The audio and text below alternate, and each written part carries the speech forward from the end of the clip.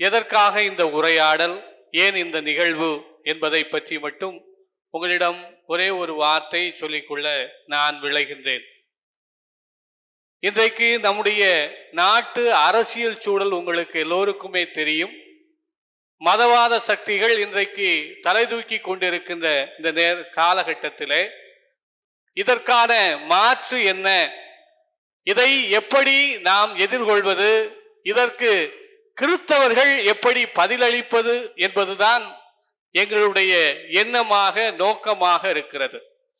பல நண்பர்கள், எங்களோடு பயணிக்கிற பல நண்பர்கள் பல நேரங்களிலே எங்களிடம் கேட்டிருக்கிறார்கள், நீங்கள் தமிழர்களை கிறிஸ்தவர்கள் என்று சொல்லி ஏன் பிரிக்கிறீர்கள் என்று பல நேரங்களிலே கேட்டிருக்கிறார்.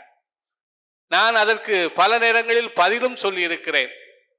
ஏனென்றால் இன்றைக்கு தன்னை தமிழர் என்று அடையாளம் காண்கின்றவர்களுக்கு மதமோ சாதியோ அவர்களுக்கு தடையாக இருக்காது. இன்றைக்கு நாம் தமிழர்களை பயணிக்கின்ற தம்பிமார்கள் அனைவருமே தன்னை தமிழராக அடையாளம் கண்டவர்கள். அதனால் அவர்களுக்கு சாதியும் மதமும் ஒரு பொருட்டு கிடையாது.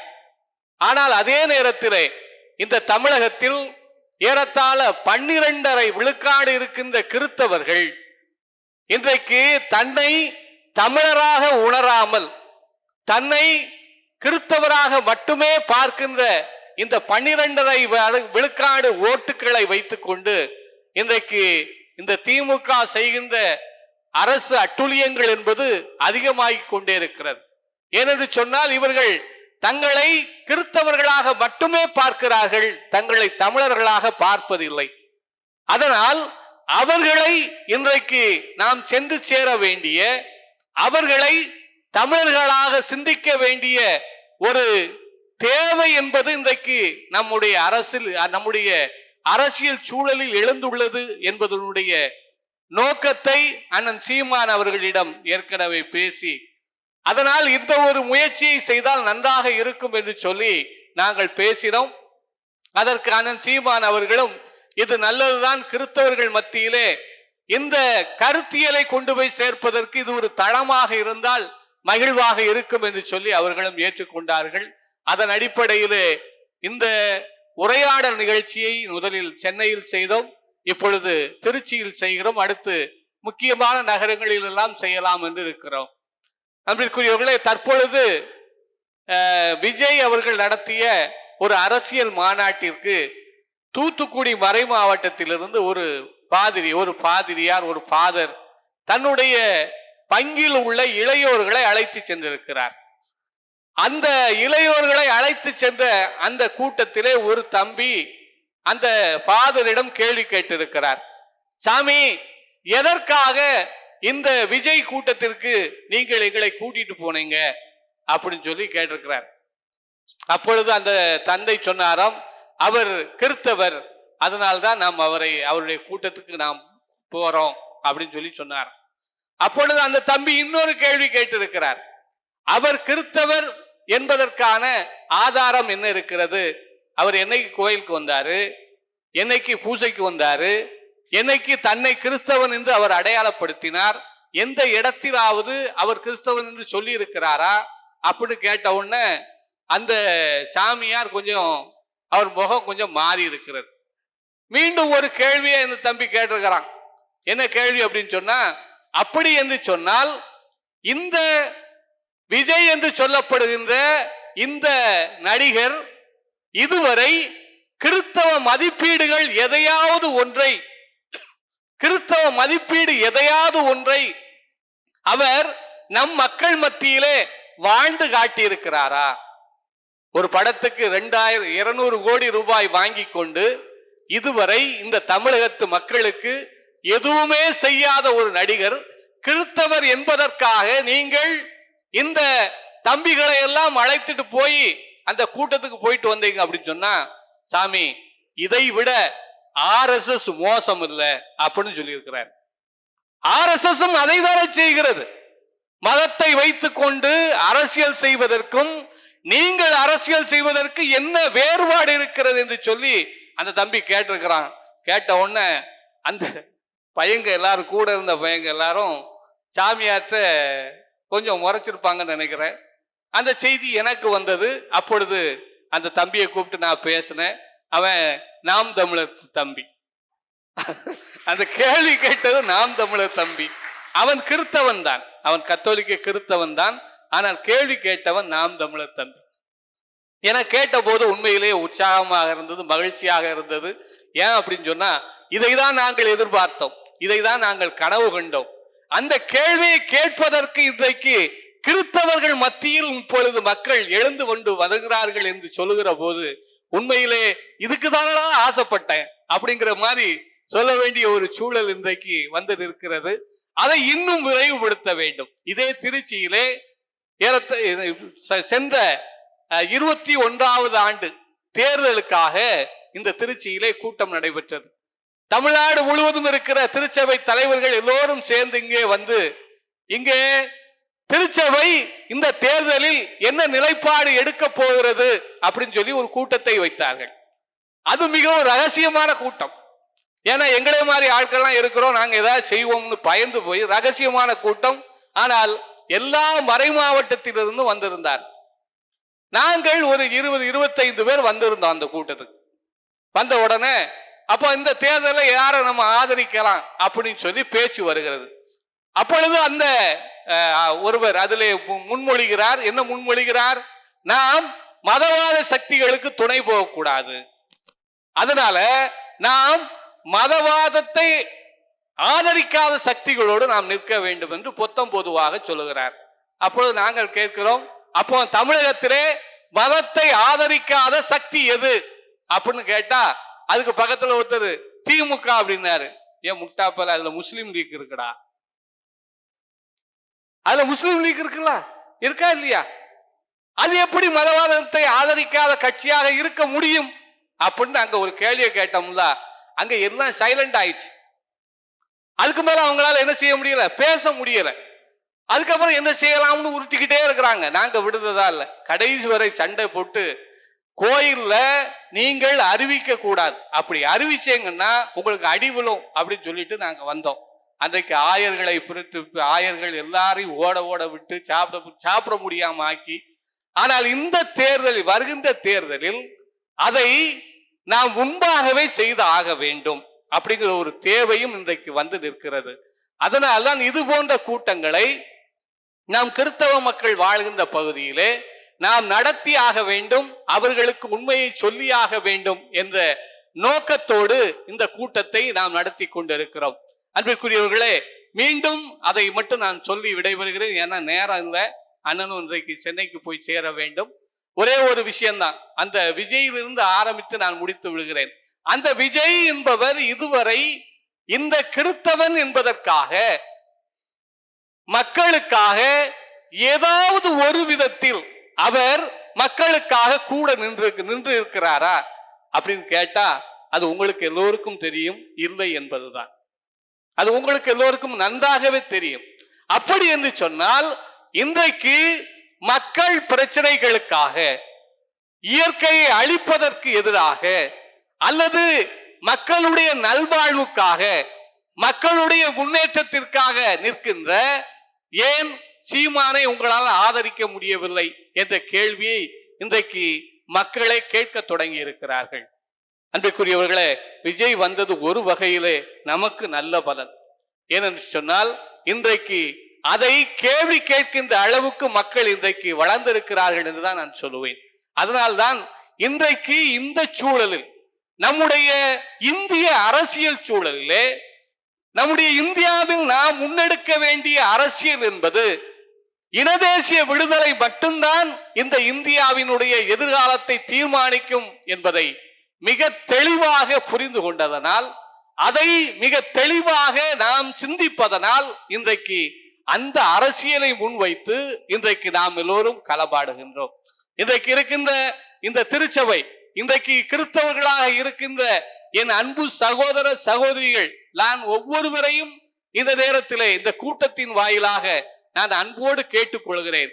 நீங்கள் உண்மையிலேயே ஆண்டவர் இயேசுவை நீங்கள் நம்புகிறீர்கள் என்று சொன்னால், ஆண்டவர் இயேசுவை உங்கள் மீட்பராக ஏற்றிருக்கிறீர்கள் என்று சொன்னால், ஆண்டவர் இயேசுதான் இந்த உலகத்தை படைத்தார், பாதுகாக்கிறார், வழிநடத்துகிறார் என்று நீங்கள் நம்புகிறீர்கள் என்று சொன்னால், அன்பிற்குரியவர்களே, அந்த காரியத்தை செயல்படுத்துவதற்கான, அந்த காரியத்தை இந்த பூமியிலே நிகழ்த்துவதற்கான ஒரு அரசியலை, ஒரு வாழ்வியலை இன்றைக்கு நாம் தேர்வு செய்ய வேண்டியவர்களாக இருக்கிறோம்.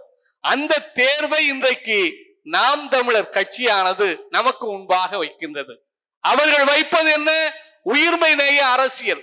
இந்த உயிர்மை நேய அரசியலை இன்றைக்கு நம்முடைய திருச்சபையினர் முன்னெடுத்தோம் என்று சொன்னால், இந்த தமிழ்நாடு மட்டுமல்ல, இந்தியாவிற்கே நாம் ஒரு மாற்றாக அமைவோம் என்பதை இந்த நேரத்தில் சொல்லிக்கொண்டு, அதற்காக கிறிஸ்தவர்களாகிய நாம் அருள் கூர்ந்து எல்லோரிடமும் பேசுவோம், எல்லோரிடமும் நாம் இந்த செய்தியை பரப்புவோம். நம்முடைய இந்தியாவை அல்லது தமிழகத்தை நாம் ஆசீர்வதிக்கப்பட்ட பூமியாக மாற்றுவதற்கு நாம் உழைப்போம், ஜெபிப்போம் என்று கேட்டுக்கொண்டு, இந்த நேரத்திலே உங்கள் அனைவருக்கும் எனது அன்பான வாழ்த்துக்களையும், குறிப்பாக அண்ணன் சீமான் அவர்களுக்கும் எனது அன்பான வாழ்த்துக்களையும் தெரிவித்து இடம் சாருகிறேன். நன்றி, வணக்கம். கேள்வி கேட்குறவங்க கொஞ்சம் கையை தூக்குங்க. தோத்திரம்ண்ணா, தோத்திரம். நான் பழனியிலேருந்து வந்திருக்கேண்ணா. உங்கள்கிட்ட ஒரு சின்ன 2 கேள்வி. இப்போ கிறிஸ்தவர்களுக்கு பார்த்தீங்கன்னா இடஒதுக்கீடுல இல்லைண்ணா, இடஒதுக்கீடே கொடுக்கல, உள் இடஒதுக்கீடு. நீங்கள் எல்லாருக்கும் பேசுகிறீங்க, இப்போ பட்டியல் வெளியேற்றத்துக்கு கூட பேசியிருந்தீங்க. ஆனால் இந்த கிறிஸ்தவர்களுக்கான உள் ஒதுக்கீடை யாருமே பேசலைங்கண்ணா. இஸ்லாமியர்களுக்கு கொடுத்துருக்காங்க, பிற்படுத்த வகுப்புலேருந்து 3.5 கொடுத்துருக்காங்க. கிறிஸ்தவர்களுக்கு இது வரைக்கும் ஒரு இடஒதுக்கீடு கொடுக்கல. அதை யாருமே பேச மாட்டேங்கிறீங்க. இங்கே இருக்க சாமியார்களும் பேச மாட்டேங்கிறாங்க. இதனால் வரைக்கும் எந்த சாமியார் பேசுறது இல்லைங்க. ஒரே ஒருத்தர் இருந்தார், அவர் அவர் அப்பாட்ட பேசிட்டு போயிட்டாருங்க. எஸ்ரா சர்க்கம்னு ஒருத்தர் இருந்தார், அப்பாட்ட பேசிட்டு அவரோட தேவையை நிறைவேற்றிட்டு போயிட்டாருங்க. இதை பற்றி உங்களோட கருத்துங்க. அப்புறம் இன்னும் ஒரே ஒரு கேள்விங்க, 2வது கேள்வி. சபைகளில் அரசியல் இருக்குதுங்க, அது எனக்கு நல்லா தெரியும். நான் கத்தோலிக்குங்கிற வரையில் சொல்கிறேன். சாமியார்கள்ட்டையும் அரசியல் இருக்குதுங்க. ஆனால் சாமியார்கள் ஏன் மக்களை அரசியல் படுத்த மாட்டேங்கிறாங்க? சாமியார்களோட வேலையே சீடர்கள் செய்கிற வேலையத்தை இப்போ சாமியார்கள் செய்கிறாங்க. ஆனால் இந்த சாமியார்கள் மக்களுக்கு அரசியல் படுத்தவே மாட்டேங்கிறாங்க. அது என்னன்னு மட்டும் கேட்டு சொல்லுங்க.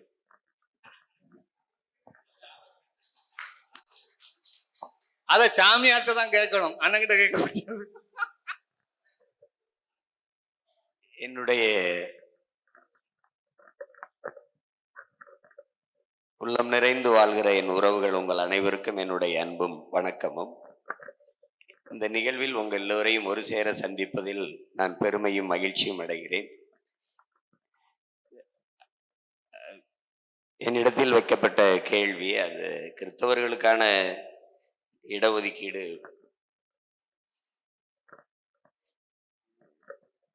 இது ஒரு வருத்தத்துக்குரியது தான். இவ்வளவு காலமா நம்ம யாருக்கு வாக்கு செலுத்தணுமோ அவங்க கிட்ட இந்த கேள்வியை கேட்காம வாக்கே செலுத்தாத இது இது ஏன் இடஒதுக்கீடு தரல அப்படின்னு கேட்கறது, அதுக்கு என்ன, அதுக்கு நேரம் இல்லை. நாம வர்றோம், எல்லாருக்குமான இடத்தை பகிர்ந்து கொடுக்குறோம். அதுக்கு தான் சமூக நீதி கோட்பாட்டை முன்வைத்து சாதி வாரி குடிவாரி கணக்கெடுப்பும் சமூக நீதியும் பஞ்சமர் நில மீட்பும்னு பல போராட்டங்களை இந்த மாதிரி மறுபடியும் வட மாவட்டங்களில் செய்ய இருக்கோம். இவர்கள் செய்ய மாட்டார்கள். இவர்கள் குடிவாரி கணக்கை எடுக்க மாட்டார்கள். எடுத்தால் தமிழர் அல்லாதவர்கள் பன்னெடுங்காலமாக இங்கு அதிகாரத்தில் இருப்பது வெளியே தெரிந்துவிடும். அது அவருடைய அதிகாரத்திற்கு, ஆளுமைக்கு ஆபத்து என்பதாலே அவர்கள் எடுக்க மாட்டார்கள். இஸ்லாமியர்களுக்கு 3.5 இடஒதுக்கீடு இஸ்லாமியர்களுடைய எண்ணிக்கைக்கு ஏற்பது கொடுக்கப்பட்டிருக்கான்னா அது இல்லை. அது மாதிரி இதுல எல்லாருக்கும் உரிய இட ஒதுக்கீடு கிடையாது, இடப்பகிர்வு, உரிய பங்கீடு நம்முடைய ஆட்சியில் உறுதியாக கொடுக்கப்படும்.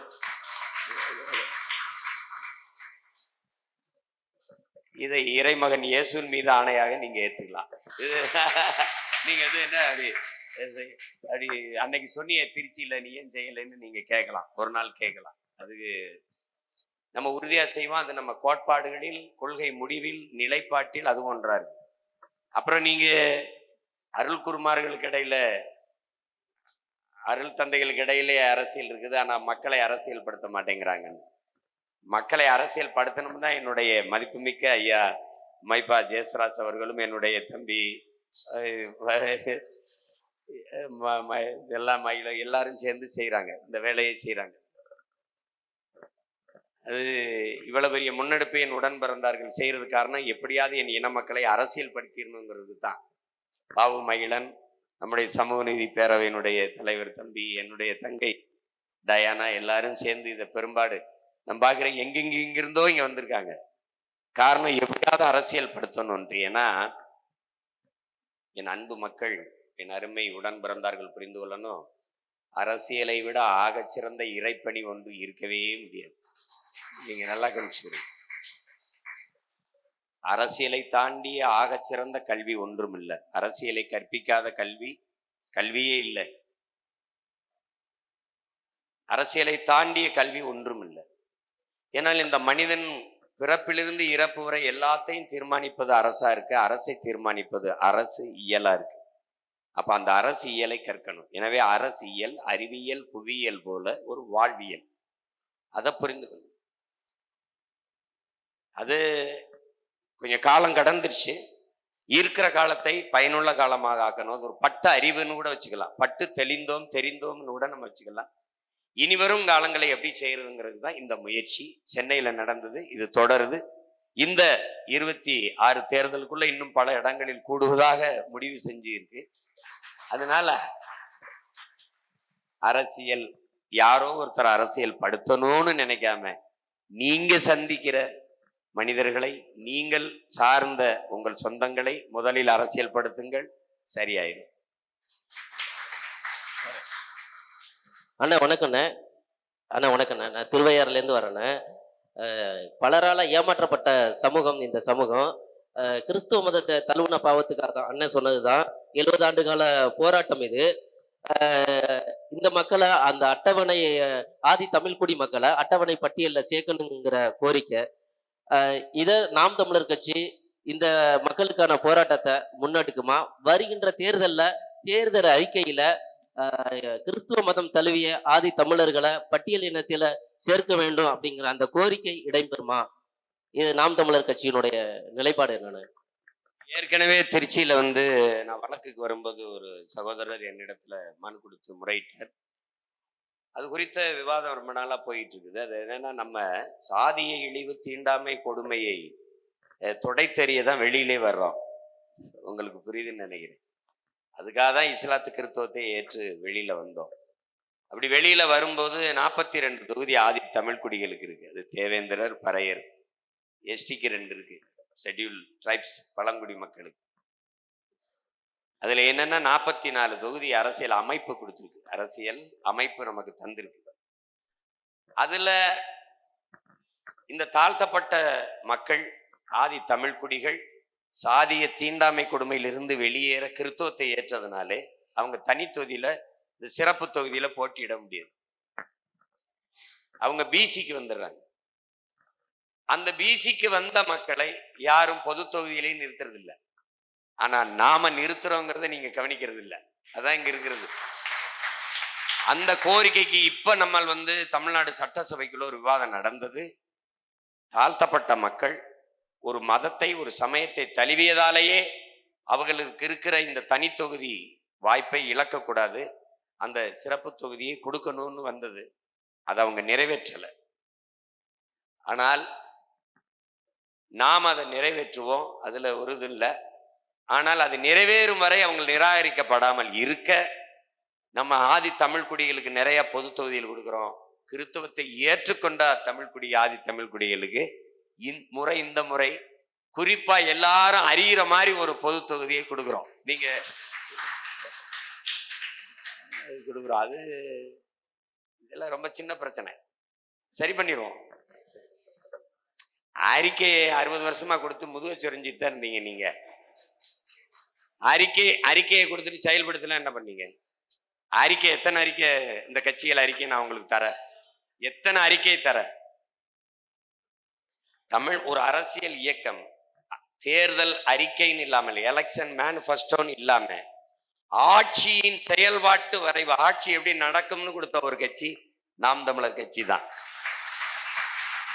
இந்த முறை ஆட்சியின் செயல்பாட்டு வரைவு அது அச்சில மட்டும் இல்லாமல் இது போல நான் நின்று கொண்டு காட்சியில் போட்டு காட்டுவேன். இப்ப எங்க ஆட்சியில நாடு எப்படி இருக்கு பாத்தீங்களா, எப்படி எல்லாருக்கும் வேலை கிடைக்குது பாத்தீங்களா, எப்படி குடிக்க தண்ணியை கொடுக்குறேன் பாருங்க, எப்படி வேளாண்மை செய்யறேன் பாருங்க, எப்படி வேலை வாய்ப்பை பெருக்கிறேன் பாருங்க, எப்படி சாலை போடுறேன் பாருங்க, எப்படி மின் உற்பத்தி விநியோகத்தை செய்யறேன் பாருங்க, குடிக்க எல்லாருக்கும் எப்படி தண்ணி கொடுக்குறேன் பாருங்கன்னு படம் போட்டுக்கன்னு. நீங்க படம் பார்த்து கெட்டு போன சமூகம்ங்கிறதுனால உங்களுக்கு இனிமே உள்ள போய் நடிக்க முடியாது. அதனால படத்தை போட்டு காட்டிடலான்னு முடிவு பண்ணி அது திட்டத்தில் இருக்கு. உறுதியா செய்யும். எல்லாரையும் நம்பிட்டீங்க, ஒரு தடவை இந்த அண்ணனை நம்புங்க. அண்ணனை மனிதாபிமானத்தோடு திருச்சிக்கு அன்புடன் வரவேற்கின்றோம். வயதில் மூத்தவர் என்பதோடு கூட அண்ணனை வரவேற்கின்றோம். நீங்க ஒரு வீடியோவில் எங்க பேசிக்கிட்டு எல்லாம் ஒரு இதில் இப்போ பேசுறீங்க, அது வாட்ஸ்அப்ல கிறிஸ்தவர் மத்தியில் பரவி, அதாவது என்ன அப்படின்னா பவுலடியார் கிறிஸ்துவுக்கு முன்பாக பல 100 ஆண்டுகளுக்கு முன்பதாக அவரு அப்படின்னு சொல்லி பேசுறீங்க. அப்ப என்ன கிறிஸ்தவர் மத்தியில அவங்க எல்லாம் சொல்றாங்கன்னா கிறிஸ்துவுக்கு அப்புறம் தான் பவுலடியார் வராரு. அப்ப இந்த மாதிரி அதை திரும்ப திரும்ப போட்டு உங்களை கொஞ்சம் டிஸ்கரேஜா பேசுறாங்க. அதுக்காக தான் நான் சொல்றேன், தயவுசெய்து நல்லா இன்னும் கொஞ்சம் பைபிள் படிச்சுட்டு பேசுங்க. அது கிறிஸ்தவர் மத்தியில ஒரு இதா இருக்கும். அடுத்தபடியா என்னன்னா, இப்ப மதவாத கட்சியை எதிர்க்கணும் அப்படின்னு சொன்னா, மதவாத கட்சியை எதிர்க்கணும்னு சொன்னா இது போல சின்ன சின்ன கட்சிகள் அந்த பெரும்பான்மையான மதவாத கட்சியை எதிர்க்கணும்னா பெரும்பான்மையான கட்சி ஒன்று இருக்குது, அதை உடைக்கிறதுக்காக தான் அண்ணன் பண்றாங்க. அப்புறம் இப்ப புதுசா வந்தவங்க எல்லாம் உங்களுக்கு தெரியும், எதையும் பேர் ஊர் சொல்ல முடியாது, அவங்க எல்லாம் இப்ப வந்திருக்கிறாங்க. ஆக மொத்தம் பெரும்பான்மையா கிறிஸ்தவர்களுக்கு விரோதமா அப்படி இருக்கிறதுக்காக அதனாலதான் சின்ன சின்ன கட்சிகளை எழுப்பி விடுறாங்க அப்படின்னு சொல்லி இப்படி ஒரு இது வருது. இதை பற்றியதான ஒரு தெளிவான விளக்கத்தை அண்ணன் தரும்படி கேட்டுக்கொள்கிறேன். சரி, நான் சொல்ல அந்த பவுலடியார் அந்த கருத்து அதை மட்டும் நான் சொல்லிடுறேன். அதாவது வரலாறு அப்படிங்கிறத பற்றி பேசுகிற போது நம்முடைய அரசியல் தலைவர்கள் எல்லாரையும் விட புள்ளி விவரமாக அர்த்தமாக பேசுகிறவர் அண்ணன் சீமான். நம்ம தலைவர்கள் எல்லாம் தற்குறிகள். அந்த தற்குறிகள் மத்தியில ஆனால் அவருக்கு இந்த வரலாறு தெரிய வேண்டும்ங்கிற தேவை இல்லை. இருந்தாலும் அவருக்கு தெரிந்த விடயங்களை அவர் சொல்லியிருக்கிறார். அதுல நாங்களே நிறைய நேரம் அண்ணங்கிட்ட சொல்லியிருக்கோம், அவர் விடுத்த ஒரு சில இடங்கள்ல விடுத்த தவறுகள். ஏன்னா அது அறியாம கூட வந்திருக்கலாம், அதை பத்தி தெரியாம கூட வந்திருக்கலாம். ஒரு சில நேரங்கள்ல நாங்கள் சொல்லியிருக்கிறோம். அதையெல்லாம் அவர் கருத்தில் எடுத்திருக்கிறார். இனிமேல் அது போன்ற காரியங்கள் நடக்காது. அண்ணன் அடுத்து ப்ரொசீட். அவருக்கு இறைமகன் இயேசு மனிதம் பரப்பினாரா மதம் பரப்பினாரா?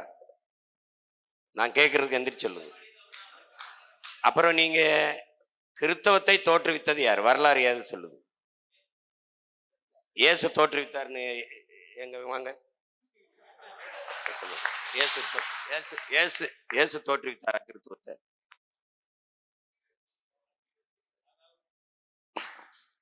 அதாவது இந்த இயேசு ஆண்டவர் இந்த உலகத்திலே கடவுளுடைய நற்செய்தியை அறிவிக்க வந்தார்.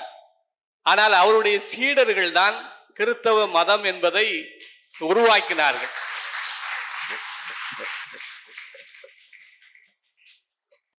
முதல்ல அதை நீங்க விளங்கிக்கணும். கிறிஸ்தவனுக்கென்று தனி அரசியல் கிடையாது, இஸ்லாமியனுக்கென்று தனி அரசியல் கிடையாது, இங்க இந்துக்கென்று தனியா ஒரு பாதுகாப்பு அரசியல்னு ஒண்ணும் கிடையாது. ஒரே அரசியல் தான் எல்லாருக்கும் பாதுகாப்பு பேரரண். அது தமிழனுக்கான அரசியல் தான். ஒரு இன அரசியல் தான் எல்லாருக்குமான பாதுகாப்பான அரசியலா இருக்கும். நீங்க கிறிஸ்தவத்துக்கு பாதுகாப்பு தேடும் போது, அவன் இஸ்லாத்துக்கு பாதுகாப்பு தேடும் போது, அவன் இந்துக்கு தேடும் போது, இந்த கூட்டத்தில் சாராத ஒருவன் அதிகாரத்துக்கு வந்துடுறான். இங்க இருக்கிற பிரச்சனையே தான்.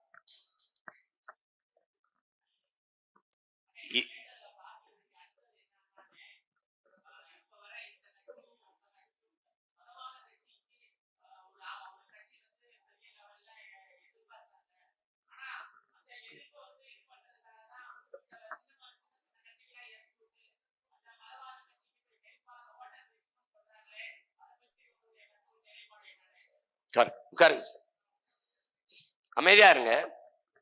முன்வைக்கிற கேள்விகளை பெரும்பாலான மக்கள் கட்சிகளை சின்ன கட்சி பெரிய கட்சி என்று பேசுறது, அது குறித்து கருத்து வைக்கிறத நம்ம கவனிக்கிறோம். எந்த கட்சியும் தொடங்கும் போது பெரிய கட்சியாக தொடங்கப்பட்டது இல்லை. அது உங்களுக்கு தெரியுதுன்னு நினைக்கிறேன். அது இன்னைக்கு அதிகாரத்தில் இருக்க திமுகவோ அதிமுகவோ தொடங்கும் போதே பெரிய கட்சி அப்படின்னு இல்லை. சிறிய கட்சிங்கிறீங்க, சிறிய கட்சி தான் பெரிய கட்சி ஆகுது. நீங்க எடுத்தவனே இவ்வளவு பெரிய மகனா பிறக்கல, பிறந்துதான் சிறுக சிறுக வளர்ந்து வர்றீங்க. அப்படித்தான் இது. முன்வைக்கிற நோக்கத்தை தான் பார்க்கணும். அந்த நோக்கம் சரியானதாக, உயர்ந்ததாக, புனிதமானதாக இருக்குதா அதான் பார்க்கணும். எண்ணிக்கையை பார்க்காமல் எண்ணத்தை தான் நீங்க கவனிக்கணும். நான் வரும்போது ஒரு மகன், எந்த பின்புலமும் இல்லை, அரசியல் பின்புலம் அறவே கிடையாது, பொருளாதார வலிமை கிடையாது, ஊடக ஆதரவு கிடையாது. ஒரு இனச்சாவிலிருந்து பிரசவிக்கப்பட்ட மகன், ஒரு எளிய பின்னணியில் இருந்து ஒற்றை மகனா நின்று போராடி ஒரு படையை திரட்டி என் போன்ற உணவுள்ள இளைஞர்களை எல்லாம் ஒன்று கூட்டி தொடர்ச்சியாக வாக்குக்கு காசு கொடுக்காமல் போராடி போராடி தோல்வியவே பாதையாக மாற்றி மாற்றி மாற்றி வந்து 36,50,000 வாக்கை பெற்று மூன்றாவது பெரிய கட்சியாக வந்திருக்குது. அப்படின்னா ஐயா கவனிங்க, மூன்றாவது பெரிய கட்சியா வந்திருக்குன்னா அது சிறிய கட்சி பெரிய 4,50,000 வாக்கு முதல் தேர்தல்ல. இன்னைக்கு எவ்வளவு தூரம் இந்த கட்சி வளர்ந்துருக்குன்னு நீங்க பார்க்கணும். நீங்க இன்னைக்கு சீமான்னு ஒருத்தர் இருக்கான், அவனை கூப்பிட்டு பேசுவோம்னு நீங்க வந்திருக்கீங்கன்னா 10 வருஷத்துக்கு முன்னாடி என்னை நீங்க இந்த இடத்துல கூப்பிட்டு வச்சு கேட்கல. இன்னைக்கு கேட்குறீங்கன்னா அந்த இடத்துக்கு வர்றதுக்கு கொஞ்சம் காலம் ஆகுது. நீங்க சிறிய கட்சி பெரிய கட்சின்னு நீங்க இந்த மதவாத எதிர்ப்புங்கிறத நீங்க புரிஞ்சு வச்சுக்கிறது ரொம்ப தப்பா இருக்கு. நீங்க திமுகவே ஒரு பெரிய மதவாத கட்சி என்பதை நீங்க அறியாது திரும்ப திரும்ப பேசிட்டு இருக்கீங்க.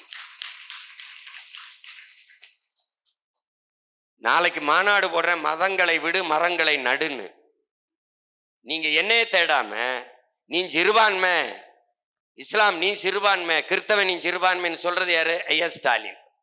ஸ்டாலின் ஐயா எதை வச்சு உங்களை சிறுபான்மைன்னு சொல்றாரு?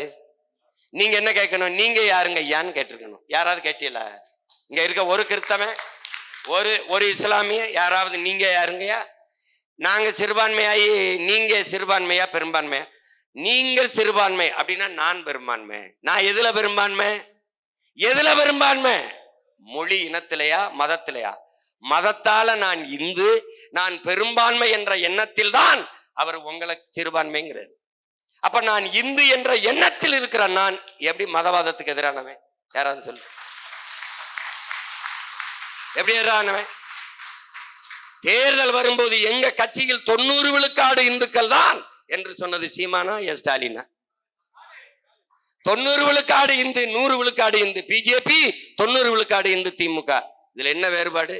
அந்த 10 விழுக்காடு தான் கிறிஸ்தவன் இஸ்லாமிய, 10 விழுக்காடு வருகிற மைபா சேசாஸ் கிறிஸ்தவன், இந்த இமாயின் முஸ்லீம், இவர் இந்து. அப்படி வருகிற மனிதனை நீ மானுடனா பார்க்காம அவனை மதத்தாலே நீ பார்த்துக்கிட்டு இருந்திருக்கினா நீ எவ்வளவு பெரிய அயோக்கிய பைய, எவ்வளவு பெரிய திருட்டு பைய. நீ என்ன பேசுன? திராவிடம், முற்போக்கு, பகுத்தறிவு, சீர்திருத்தம். இதான் சீர்திருத்தமா? இதா?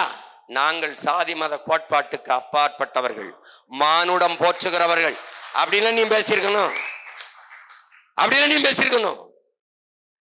உன்னுடைய பெரியாரியம் சொல்லுது, நீ சொல்ற பெரியாரியம். ஈவே ராமசாமி ஐயா சொல்றார் தன்னுடைய பிறந்த நாள் செய்தியில, பார்ப்பனர்கள் நம்மில் கீழானவர்கள். இந்த வார்த்தையை ரொம்ப நீங்க எல்லாரும் தெரிஞ்சுக்கணும் இறை மக்களே.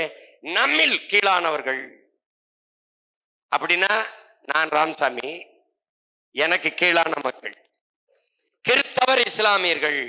இந்த 4 கும்பலும் எப்படி? 4 கும்பலும் நமக்கு எதிரி. யாரு? நமக்கு எதிரி. இப்ப என்ன கேள்வி வருது? பார்ப்பனர் விற்று நம்மில் கீழானவர் அது யாரு?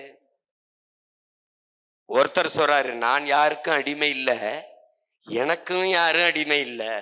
இது அண்ணல் அம்பேத்கர். அவரை ஏற்கிறதா? நம்மில் கீழானவர்கள். அப்ப நீ ரொம்ப மேலறிய. ஒண்ணுல கீழானவன் யாரு பட்டியல் சொல்லு. கிறிஸ்தவன், இஸ்லாமியன், இந்த கும்பல் 4 பேரும் நம்ம எதிரிகள், நமக்கு எதிரிகள். அந்த நமக்கு இருக்குல்ல, அந்த நமக்குல எவன் இருக்கான்? இந்த யாராவது இந்த கூட்டத்தில் கேள்வி கேட்டிருக்கீங்களா? கேள்வி கேட்டிருக்கீங்களா? அப்புறம் கிறிஸ்தவ மக்கள், கிறிஸ்தவ இஸ்லாமிய மக்களுக்கு திராவிட முன்னேற்ற கழகம் செய்த ஒரே ஒரு நன்மையை சொல்லுங்க. நான் இப்படியே எங்க ஊருக்கே போயிடுறேன், அரசியல் செய்யறதை விட்டு. இந்த நிலத்தில் இந்த மண்ணுக்கு மக்களுக்கும் போராடுறதுங்க என்னத்தை கைவிட்டு நம் ஒரு நன்மை, ஒரே ஒரு நன்மை, ஒரு நன்மை, ஒரே ஒரு நன்மை சொல்லு. உன்னை அச்சப்படுத்தி பயப்படுத்தி உன்னை கோழையாக்குனதை தவிர அவன் சாதிச்சதா இருக்க? நீ என்னதுக்கு பயப்படுற? நீ சிறுபான்மை ஏன் ஏற்ற? யாரு சிறுபான்மை? உண்மையிலேயே ஸ்டாலின் தான் சிறுபான்மை. நீ பெரும்பான்மை தேசியனத்தின் மகன். மொழியால், இனத்தால் நீ கிறிஸ்தவத்தை ஏற்றிருக்கிறாய். கிறிஸ்தவன் நீ, தமிழனாகல. தமிழன் நீ, கிறிஸ்தவத்தை ஏற்றிருக்கிற. இஸ்லாமிய நீ, தமிழனாகல. தமிழன் நீ, மார்க்கத்தை ஏற்றிருக்கிற. இது இருக்கும் போகும். இந்த மார்க்கங்களும் இந்த மதங்களும் இந்த சமயங்களும் வருவதற்கு முன்பு நீ யார்? அதானடா கேள்வி, அதான கேள்வி. சொல்லு, யாரு? போப்பு, ஜோசப் பெஸ்கி, அருளானந்தர், இவங்கெல்லாம் வர்றதுக்கு முன்னாடி அப்போஸ்தலர்கள் வந்து இந்த மண்ணுல சொல்லுங்க, அவங்க எல்லாம் வந்து உங்களுக்கு இந்த மதத்தை பரப்புறது. டேய், வாடா பரப்பையில பல்ல பையில சக்கிலியனை பார்த்தா தன் தொட்டா தீட்டு, சாணான தொட்டா தீட்டுன்னு வச்சுருந்தான். இந்த தெருவுக்குள்ள போகாத, இந்த கோயிலுக்குள்ள போகாத, இந்த குளத்துல குளிக்காத, முட்டிக்கு மேல வேட்டியை கட்டி எச்சியை துப்பாத, மாறாப்பு சிலையை திறந்து விடு, இழிவொன்னா சக மனிதனை தாழ்த்தி வீழ்த்தி. ஆனா இந்த நாய் யார்? இந்த நாய் வெள்ளக்காரன் அடிமைப்பட்ட நாய். இந்த நாய்க்கு ஒரு அடிமை தேவைப்பட்டான். அடிமை நாய்க்கு ஒரு அடிமை. இது மாதிரி ஒரு கொடுமை உலகத்துல உண்டாப்படுறா. இவனே வெள்ளக்காரனுக்கு அடிமை நாய், இந்த நாய்க்கு ஒரு அடிமை தேவைப்பட்டது. சக மனிதனை தாழ்த்தி வீழ்த்தி சுகம் கண்டு கொண்டிருந்தான். தொட்டா தீட்டுனா, பார்த்தா தீட்டுனா, வந்தாண்டா ஒருத்தன். பாதி வெள்ளையா இருக்கிற யூகேப்ப எல்லாம் நம்மளை தீட்டா தொட்டா பார்த்து தீட்டுன்றான், போகாதன்றா. முழு வெள்ளையா இருக்கிறேன் வந்து தொட்டான்டா. ஆண்டவருக்கு தோத்திரம்னா ஆமா தோத்திரம்னு போயிட்டான்டா. இதாண்டா மதம். இதாண்டா நடந்தது. நீ படிக்காதேன்னா, நீ படிக்காத, படிக்க கூடாது. படிச்சா காதுல ஈத்த காய்ச்சி ஊத்துறான். நீ அடுத்த ஜென்மத்தில் வாயாலே தின்று வாயாலே மலம் கழிக்கும் மைத்ராச ஜோதிகன் என்ற பேயாக பிறப்பாயினா. அவன் வந்தா வாடா படின்னா. இந்த நாட்டில் அவன் கட்டியிருக்கிற இன்ஸ்டிடியூஷன், மெடிக்கல் காலேஜ், மெடிக்கல் கல்லூரி எல்லாம் கிறிஸ்துவ மிஷினரி கட்டினதுரா. வைத்தியக்காரா பேல நான் படித்த கல்லூரி எது? பூரா இஸ்லாமிய பெருமக்கள் கட்டி கொடுத்தது. ஜாகிர் ஹுசேன் கல்லூரி, டாக்டர் ஜாகிர் ஹுசேன் கல்லூரி, இப்ராஹிம் அலி காட்சி கே இப்ராஹிம் அலி உயர்நிலை பள்ளி, அதுல படிச்சவன் தான் இவ்வளவு பேசிட்டு இருக்கேன். இதுல நீ வந்து புடுங்கி பெரியார் படிக்க வச்சார், இவரு படிக்க வச்சார். எங்க அப்பன் படிக்க வச்சான். ஆடு மாட்டை வித்து பண மரத்தை வித்துட்டு பைத்தியக்காரப்பட எங்க அப்பன் படிக்க வச்சான்டா. பெரியாய் போயிருக்கு. படிக்காத என் தாத்தன் காமராஜ் படிக்க வச்சான்டா. இன்னைக்கு நான் படிக்கல, என் பிள்ளைய படிக்கணும்னு நினைச்சான்டா என் தாத்தன். என் தாத்தன் உங்க பெரியார் கட்டின ஒரு இன்ஸ்டிடியூஷன் சொல்றா, ஒரு எலிமெண்டரி ஸ்கூல் சொல்றா. பிச்சை எடுத்து வந்து படிக்க வைக்கிறான்டா என் தாத்தன் காமராஜ். பிச்சை எடுத்து வந்து மதிய உணவு ஓடுவோம், பிள்ளை பசியால படிக்க வர மாட்டேங்கிறான். நன்கொடை கேட்டான்டா, கையெழுத்தி நின்னான்டா. நன்கொடை கேட்டான் காமராஜ். அந்த நன்கொடைக்கு உங்க பெரியார் கொடுத்த நன்கொடை ஒண்ணு சொல்றான், 100 ரூபா சொல்றான். ஏய் சொல்றா, சும்மா வந்து பேசிட்டு இருக்க. வரலாறு திரும்புதுன்னா இதாண்டா வரலாறு திரும்புதுடா, இதாண்டா திரும்புது. இந்த நாட்டில் அரசியல் வரலாறு, இன விடுதலை வரலாறு என்பது பிரபாகரனுக்கு முன்பு, பிரபாகரனுக்கும் பின்பு. இது பிரபாகரன் பிள்ளைகளின் காலம். சும்மா வந்துகிட்டு அது இதுன்னு பேசிக்க கூடாது. இது போர், இது போர். இறை மக்கள் ஏக இறைவன் அல்லாஹ் என்று ஏற்றுக்கொண்ட எண்ணரும் இஸ்லாமிய சொந்தங்கள், நீங்கள் தான் இந்த நாட்டிலே அரசியல் மறுமலர்ச்சியில் ஏற்படுத்தியிருக்க வேண்டும். செய்ய தவறிட்டீங்க. அநீதிக்கு எதிரான புரட்சி தீயை பற்ற வைக்கவே நான் இந்த பூமிக்கு வந்தேன். நான் சொல்லல, இறைமகன் இயேசு. அவர் பற்ற வைத்த புரட்சி தீயை அணைத்தவர்கள் நீங்கள். அந்த தீயை அணைய விடாமல் தொடர்ந்து தூக்கிக்கிட்டு ஓடுகிற மகன் நான். பேசுகிறது சும்மா. அநீதியை கண்டு அச்சம் கொள்ளாமல் துணிந்து எதிர்த்து போராடுகிறவன் எவனோ அவனே உண்மையான ஜிகாத். நபிகள் நாயகம் ஸல்லல்லாஹு அலைஹி வஸல்லம் உண்மையான ஜிகாத். எனக்கு முன்பு என் அண்ணன் பழனி பாபா, அவனுக்கு பின்னாடி அவன் தம்பி சீமா.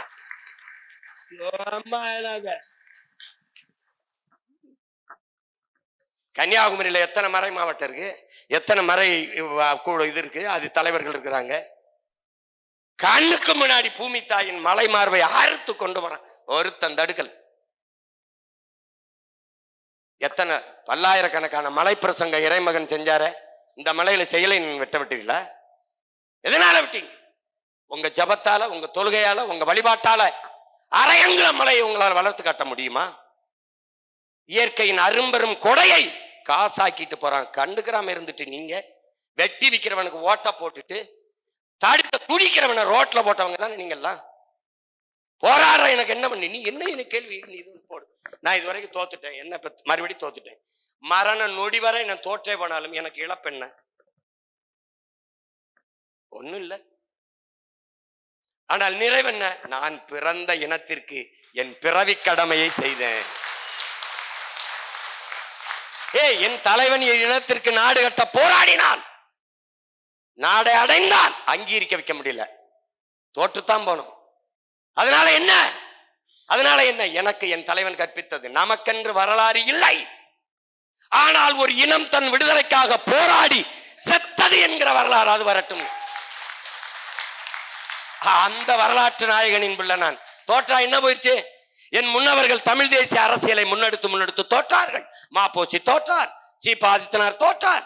நான் என்ன, தமிழ் தேசம், தமிழ் நேசன் என்று என் பாட்டன் வாவுசி பத்திரிகை நடத்தினார். எல்லாரும் தான் போறான். என் முன்னவன் கியாப்பை விஸ்வநாதம், அண்ணல் தங்கோ, மறைமலை அடிகள் எல்லாரும் தான் தோற்று போனான். ஆனால் அவன் விதைத்த விதை வீரியமா வந்து நிக்குது. இன்னைக்குத்தான் இந்த நிலத்திலே இந்தியம் திராவிடம் வலிமையான ஒரு எதிரியை சந்திக்குது. கோட்பாட்டு அளவுல இன்னைக்கு உங்க எல்லாரும் முன்னாடி சொல்றேன், என்னையை மோதி தர்க்கத்துல வெள்ள இனி ஒருத்தன் பிறந்து நாட்டுல இந்தியம் திராவிடம் பிஜேபி வீரமான மகன். நான் என்ன சொல்லணும்? நான் இருக்கிறவரை வரமாட்டான். என்னை தாண்டி தாண்டா உன்னை தொடணும், உட்கார நிம்மதியா படுறா, அவன் தாண்டா வீரன். இவ்வளவு பெரிய அதிகாரம், 60 ஆண்டுகள் அதிகாரம் திமுகவுக்கு. ஒரு வீரமுள்ள ஆண்மகன். பிஜேபி வராது, நிம்மதியாரு, நாம இருக்கிற வரைக்கும். எதுக்கு பிஜேபி இந்த நிலத்துக்கு? எதுக்குடா? மொழி பேசுவானாடா, இனம் பேசுவானாடா, நிலம் பேசுவானாடா, வளம் பேசுவானாடா, எதையாவது பேசுவானா? எதுக்குடா அவன்? அப்படித்தானே கேட்டிருக்கணும் நீ. நான் இருக்கிற வரை பிஜேபி வராது என்று சொல்லுகிற வீர மகன் தான் இந்த நிலத்தில் தலைவனா வரணும். நின்றுகிட்டு நல்காலம் பிறக்குது மாதிரி பிஜேபி வந்துரும்.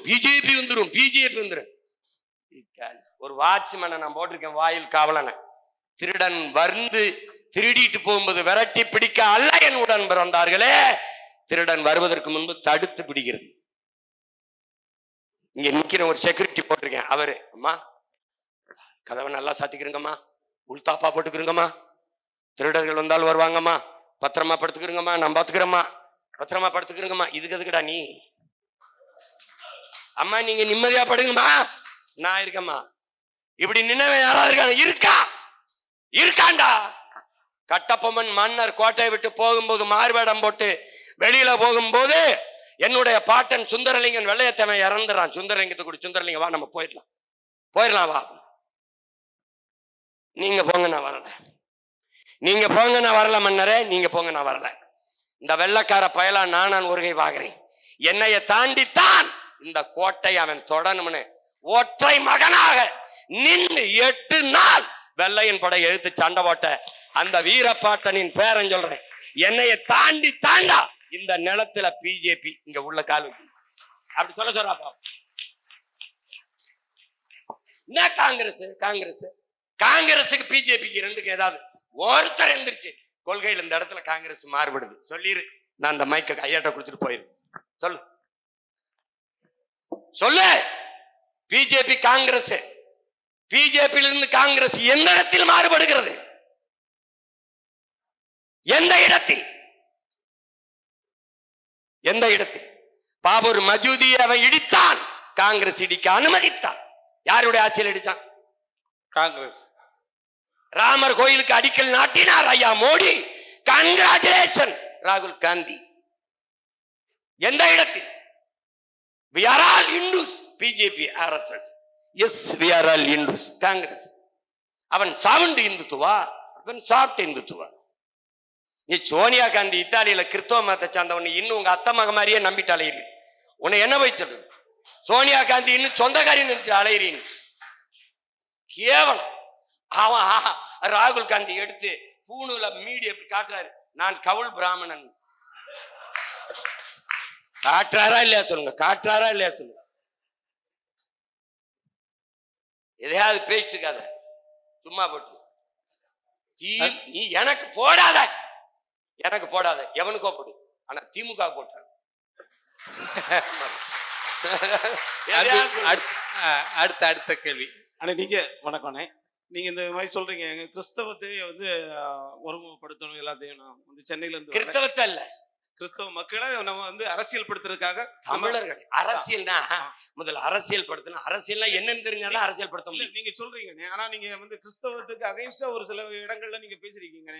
ஏன்னா நம்ம வந்து பரமசிவம் பாத்திவம் அந்த படத்துல பாத்தீங்கன்னா தமிழ் கிறிஸ்தவங்களை நம்ம ரொம்ப கொச்சையா அவங்க சொல்லியிருக்காங்க. நீங்க அந்த ட்ரெய்லருக்கோ இல்லைன்னா வந்து திரை வெளியீட்டு விழாக்கோ நீங்க போய் கலந்துருக்கீங்க.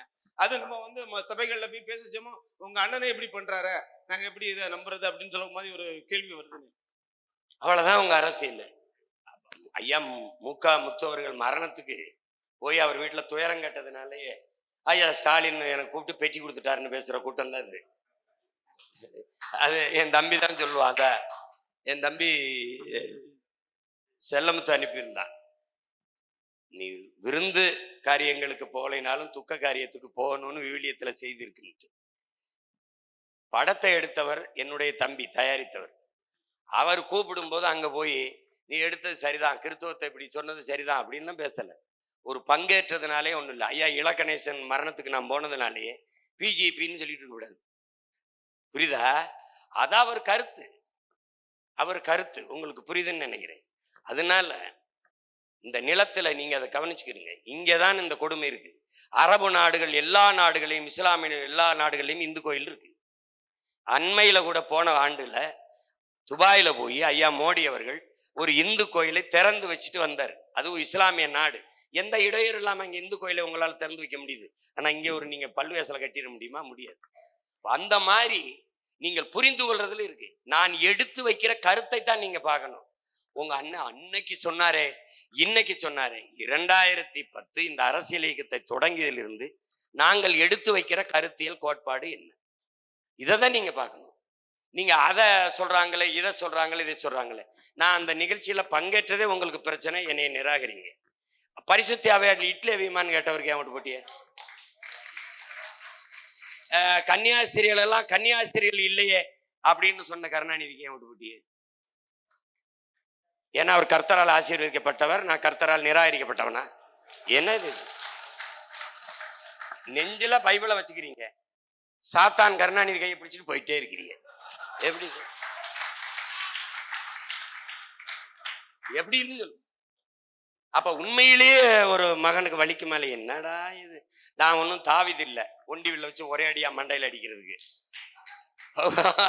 அது அது சொல்லும் போது நல்லா இருக்கு, செய்யறதுக்கு அந்த ஒண்டி வில்ல அடிச்சு அடிக்கத்தான் போராடுறேன். ஆனா 2 பூதம் இருக்கு. ஒரு பூதம் கோலியாத்துன்னு, ஒரு பூதம் அல்ல, கோலியாத்து டபுள் ரோல் போட்டிருக்கு. இல்லைங்க, அதான் பிரச்சனையா இருக்கு.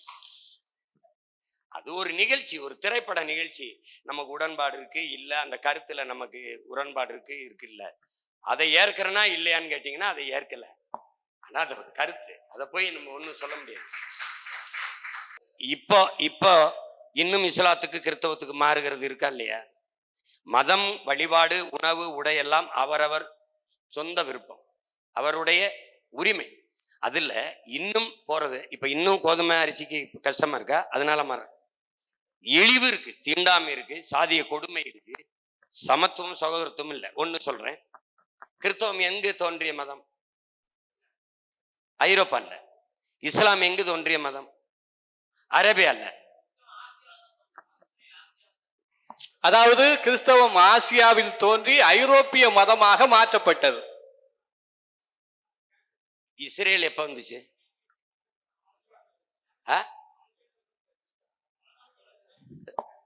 அதாவது ஆதியில இஸ்ரேல்னு சொல்லு இருந்துச்சு, நாடு இருந்துச்சாங்கிறதான் கேள்வி. அப்ப நீங்க பாட்டுக்கு பிடிச்சது இஸ்ரவேல் மக்கள்னு பைபிள்ல இருக்குங்கிறதுக்காக இந்த இஸ்ரேல் இருந்துச்சுன்னு நீங்க சொல்லக்கூடாது. இது உருவான ஆண்டு எப்பன்னு இருக்குல்ல. இப்ப நீங்க இதை கவனிங்க, அரேபியாவில தோன்றிய சமயம், ஐரோப்பால தோன்றிய சமயம் இருப்பா. இந்தியாவுக்குள் இவ்வளவு தூரம் பரவ காரணம் இங்க தோன்றிய இங்க பௌத்தம் இருந்தது, சீக்கியம் இருந்தது, சமணம் இருந்தது, சைவம் இருந்தது, வைணவம் இருந்தது, இப்படி பல சமயங்கள் இருந்தது. இந்த சமயங்கள் எல்லாம் எப்போ இந்துவாகுது அப்படின்னா, வெள்ளைக்காரர்கள் ஆளும்போது அன்றைக்கு கல்கத்தால ஆளுநராக இருந்த சர் வில்லியம் ஜோன்ஸ் அவர்கள் போட்ட கையெழுத்துல இது கூட்டு, இது அவியல், இது பொரியல், இது சாம்பார், இது சோறு, இது ரசம் எல்லாம் சேர்ந்து சாப்பாடு என்று ஆன மாதிரி இந்த சமயங்கள் எல்லாம் சேர்ந்து இந்துன்னு ஆச்சு. ஆனால் வெவ்வேறு நாடுகளில் தோன்றிய இந்த சமயங்கள் இங்கு பரவிய அளவிற்கு பௌத்தம் இந்தியாவில், இந்திய நிலப்பரப்பில் இங்கு தோன்றிய பௌத்தம் இந்த நாடுகளெல்லாம் பெருகி வளர்ந்த அளவிற்கு இந்த சமயம், இந்து சமயம் ஏன் வேற நாடுகளில் பரவவில்லை, வளரவில்லை என்றால் அந்த சமயங்களில் இருக்கிற சமத்துவமும் இந்த சமயத்தில் இருக்கிற சமத்துவமற்ற ஏற்றதாழ்வும் தான் காரணம். இதைத்தான் அண்ணன் பழனி பாபா இஸ்லாத்தை சொல்லும்போது Islam not a religion, it's a ரெவல்யூஷன்ங்கிற வார்த்தையை குறிப்பிடுறார். அதை நீங்க கவனிக்கணும். அப்படிதான் நீங்க கிறிஸ்தவத்தையும் பார்க்கணும். ஏற்றதாழ்வுகளை களைய வந்த, ஏற்றதாழ்வு இருக்கிற ஒரு சமூகத்தில் அதற்கு எதிர் புரட்சியாக வந்த ஒரு சமய புரட்சி தான் இந்த சமயங்கள். அதை நீங்க, அதனாலதான் இது இவ்வளவு வேகமாக பரவுச்சு. மற்ற சமயங்களில் இல்லாத மானுடம், உயிர்மை, நேயம், இதெல்லாம் தான் இதுக்கு காரணம். அதை நீங்க விளங்கணும். அதை புரிஞ்சுக்கிட்டீங்கன்னாவே இந்த கேள்விக்கு பதில் கிடைக்கும். அடுத்த கேள்வி. அண்ணா வணக்கண்ணே, நான் உங்களுக்கு முதல்ல ஒரு நன்றியை பதிவு பண்ணிக்கிறேன். பல மாதங்களாக வந்து குடிநீர் பிரச்சனை வந்து திருவம்பூர் தாலுக்காவில் இருக்கு. பல மாதங்களாக பதித்தபால் அனுப்பி எல்லாமே பண்ணி ஒரு நடக்க முடியாத ஒரு செய்தியை வந்து நாம் தமிழ்நாட்டிலேருந்து ஒரு 3 பேர் வந்து நேரடியாக போய் அவங்கள்ட்ட போய் கேட்டப்ப 2 நாளில் வந்து சரி பண்ணி கொடுத்தாங்க. அது வந்து முதல் நன்றியை வந்து நான் இங்கே பதிவு பண்ணிக்கிறேன். ஒன்று. ரெண்டாவது வந்து பல மாதங்களாக இந்த திருவம்பூர் தாலுகா ஆஃபீஸில் வந்து எவ்வளோ மனு கொடுத்தாலும் எது பண்ணினாலும் எதுக்கு நிராகரிக்காங்கன்னு ஒன்றும் தெரியல. ஆனால் நான் நேராக கேட்டேன், நான் கிறிஸ்தவனுங்கிறதுக்காக இந்த மனுவை வந்து நிராகரிக்கலாம், பதில் சொல்லுங்கன்னு சொல்லிட்டு தகவல் உரிமை சட்டத்தில் தபால் போட்டிருக்கேன், எல்லாமே போட்டிருக்கேன். இது வரைக்கும் 2021 நான் அலைகிறேன், எதுவுமே நடந்ததில்லை. ஆனால் எனக்கு ஒரு துணிவு மட்டும் இப்போ வந்திருக்கு. அது என்னன்னா, இந்த நாம் தமிழில் என்னைக்கு சேர்ந்தனா அதில் என் மனசுல ஒரு பெரிய வெறி இருக்குது. அது என்னன்னா, தொட்டு கும்பிட்டுக்கிட்டு எனக்கு ஒன்றும் சரியா ஆகலை, ஆனால் போராடுறேன், ஆனால் ஒன்றுனா எனக்கு கழிச்சிக்கிட்டே இருக்குது. ஆனால் மிகுந்த நன்றியை நான் பதிவு பண்ணிக்கிறேன். அவ்வளோதான், வேற ஒன்றும் இல்லை.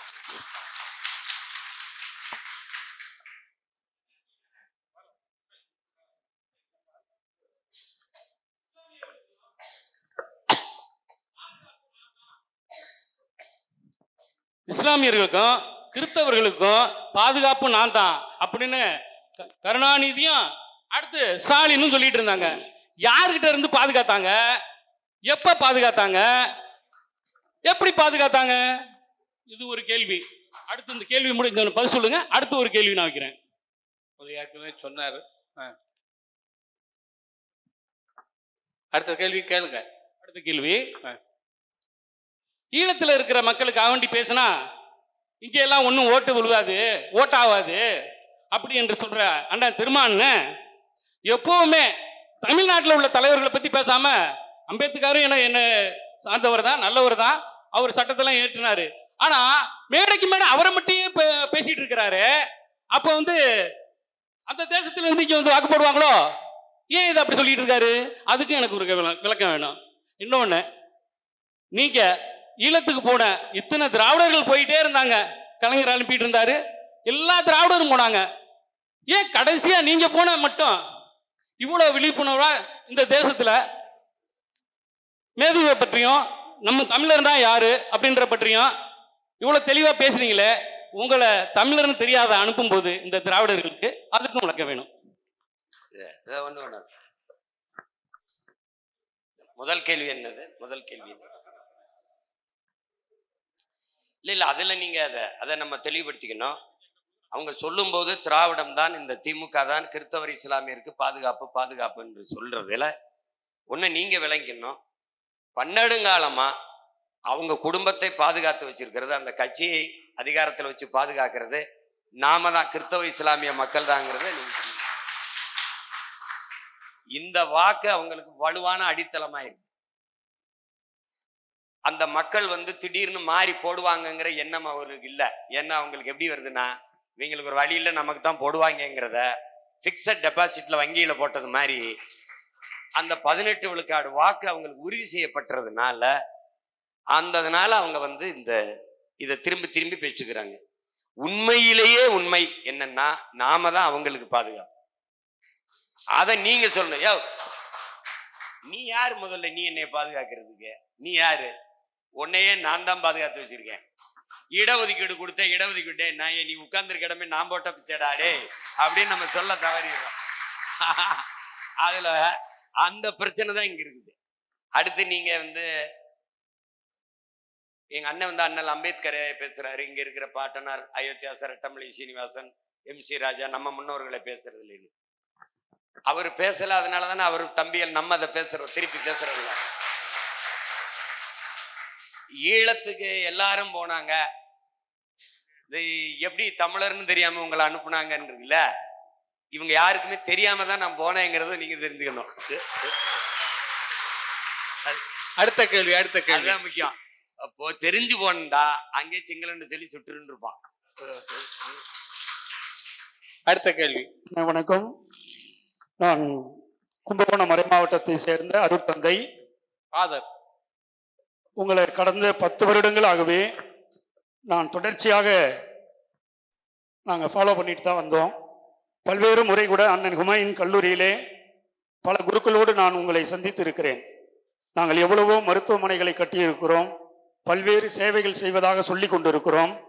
ஆனால் எல்லாவற்றுக்கும் மேலான ஒரு சேவை, ஒரு நல்ல தலைவனை தேர்ந்தெடுக்க இந்த கிறிஸ்தவ மதகுருமார்கள் தவறிவிட்டார்கள் என்று நீங்கள் சொல்லுவதை 100க்கு 500 விழுக்காடு உண்மை. அதை பணிந்து நாங்கள் ஏற்றுக்கொள்கிறோம். கொஞ்சம் கொஞ்சமாக அது மாற்றமடைந்து வருவதை நாங்களும் எங்களுடைய பங்கு பணித்தளத்திலே கண்கூடாக அதை நாங்கள் பார்க்கிறோம். நாங்கள் கிறிஸ்தவர்கள், பாதிரியார்கள், நாங்கள் ஒருபொழுதும் உங்களுடைய வார்த்தைகளை புறக்கணிக்கவில்லை. கொஞ்சம் கொஞ்சமாக மாற்றம் கண்முன்னால் வந்து கொண்டிருக்கிறது. நம்பிக்கையோடு இருங்கள், ஒரு நாள் நாம் வெற்றி பெறுவோம். தமிழர் நிலத்தை தமிழர் ஆளணுங்கிறது, கவனிங்க, தமிழர் நிலத்தை தமிழர் ஆளணுங்கிறது ஒரு வெறுக்கத்தக்க வார்த்தையாகவும், ஒரு பாசிசம், இனவெறி, சாவனிசம்லாம் அப்படி பேசப்படுது. ஒரு தேசிய இனத்தின் உரிமைகளில் மிக அடிப்படையான உரிமை அந்த நிலத்தை அவன் ஆள்வது. இதை நான் சொல்லும்போது உங்களுக்கு பாசிசம், இனவெறின்னு தெரிஞ்சா, உன் இனம் சாராதவனிடம் உன் ஆட்சி அதிகாரத்தை ஒப்படைக்காதேன்னு சொன்ன இறைமகன் இயேசுவின் வாக்கியத்தை தான் நான் திருப்பி சொல்றேன். அப்படின்னா நீங்க அவரை இனவெறின்னு சொல்லுவீங்களாங்கிறதான் என்னுடைய கேள்வி. என்னுடைய பாட்டனார், நம்முடைய பாட்டனார் தீரன் சின்னபல வெள்ளக்காரன் இந்த நாட்டை வரும்போது அவன் கேட்குறான், தீரா நீயே இந்த ஆண்டுக்க எனக்கு கப்பங்கட்டு, 50 விழுக்காடு எனக்கு கப்பங்கட்டு, 50 விழுக்காடை நீ உன் மக்களை நிர்வாகம் செய்ய, ஆட்சி செய்ய வச்சுக்க என்பது யாரோட நிலத்தை யார் ஆள்றதுக்குறா அனுமதி கொடுக்கறதுன்னு ஆரம்பிக்குது சண்டை.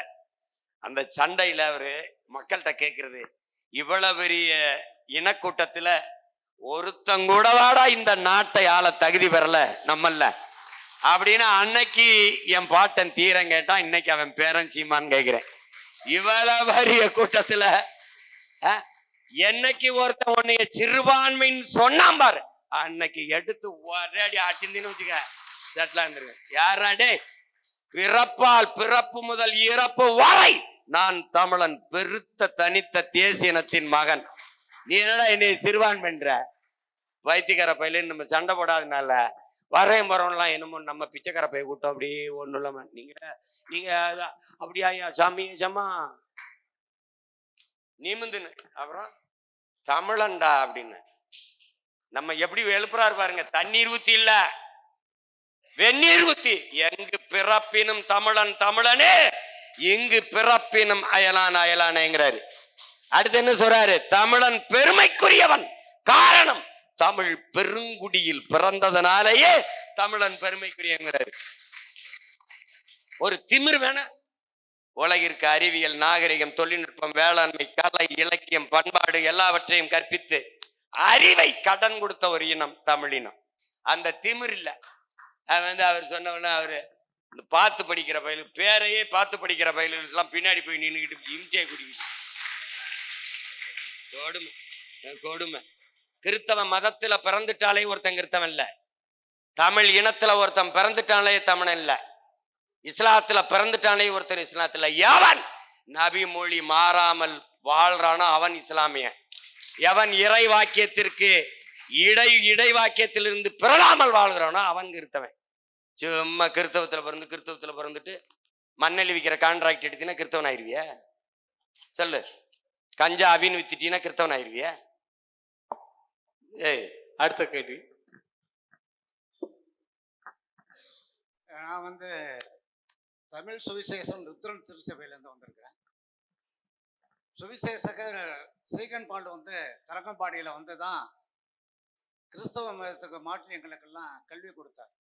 எங்களுக்கு வந்து தமிழ்நாட்டில் வந்து 2 இடைநிலை ஆசிரியர் பயிற்சி பள்ளி இருந்தது. இன்னைக்கு இந்த டெட்டு வந்ததுனால எந்த பள்ளியும் வந்து சிறப்பாக செயல்பட முடியல. ஆசிரியர்கள் நியமனம் தடப்பட்டு உள்ளது.